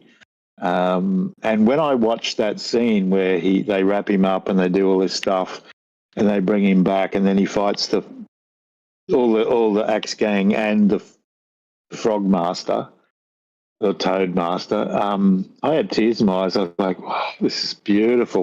And when he does the Buddha palm, the frog guy kicks him up into the sky and he goes right up, and then there's like an eagle flies past, and I think he steps on the eagle's back, and then he comes down in like this prayer posture. Yep. And just sort of floats to the ground, and then the frog masters look at him with bulging eyes, and the guy puts his Buddha palm up and just slight movement goes whoom, and it just takes the whole building out in the shape of a giant hand just beside where the frog guy is. And he's just got this serene look on his face like Buddha, and then the frog guy just hits the deck and goes, Sifu, please teach me, Sifu. That was just Kung Fu heaven for me. It was like, yes. If you guys aren't into Kung Fu, if you guys aren't into Kung Fu at all, and you're like, it's not my thing, go watch that one. That one. It is the greatest of all time. We both agree. Very funny. Look, the master, Dave Lovegrove, agrees, and I agree, and I'm just a noob, that is the greatest Kung Fu movie of all time. Dave, you're the best. I appreciate you very much for being here. We're gonna look. Hey, we didn't even get to chapter 7. We didn't even get to the spells of Odin. We're gonna do this, okay? So let's do this. You do a little digging and find some additional stuff that fits in the sagas themselves. Any additional information that comes from your mind and your translations you've done. We'll do a part 2. This is incredible. I know you got a friend to get to. Let's get you out of here. I appreciate you very much, and your time and your knowledge and your energy, and just you Master Dave. Thanks for hanging out, brother. Appreciate you. Please give him a follow. Look, go buy his books. Look, he's written a book. There's more coming. Links in the description. It's on Amazon. You can probably buy it today, get it tomorrow, because Amazon's that voodoo wicked. But also, if you're like, yeah, it's tight right now, I can't spend some money, do spend the money. If you can't, go follow his YouTube channel. It's totally free. Links are in the description. It's right on top. You cannot miss it. Scroll down just a little bit after the little blurb when it starts, and then please go follow this man. He's putting out amazing content, shorts, medium videos, long videos. He's actually going to these places and talking about these ideas. David Lovegrove, you're a master, and I've called you that 5 times now. That's a sacred number. We'll leave it at that. I appreciate you very much. We'll talk to you soon. Have a great night. Thanks, Mike. Same to you. See you later, everybody. Thank you. Take care. That's it. Help our friends. Please go buy his books. Please. Just trying to wrap this up. Look, I could talk. I and we and us, the whole group, could talk to Dave forever. We'll get back to him. Okay. There's so many great comments about David Lovegrove in the chat. I appreciate him. You appreciate him. We appreciate him. There's a lot of ideas floating out in the air. Let's consider them. Let's talk about them. That's that. Look, if you want to help Troubled Minds, help our friends. Do the thing. Help. Go buy David's books. Go follow his YouTube channel. Follow our friends. Help our friends as well. TroubledMinds.org/friends. That's the whole point of doing this. This is not about me. This is about us. And recognize that you are part of a larger consciousness network that is not simply yourself. That's it. And if you ever doubt that, come back and recognize what's happened here in this space. Just come recognize.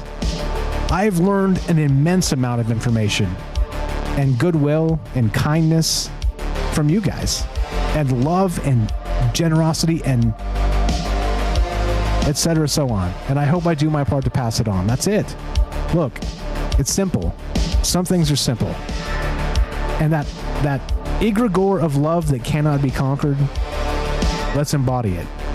Let's make sure that no matter how many tanks or how many bombs or how many nonsensical things happen in the world, that we still stand up for ourselves and stand up for each other. That's that. I don't know. Other than that, this one goes out to David Lovegrove, Viking superpowers in Australia. Be sure, be strong, be true. Thank you for listening. From our troubled minds to yours,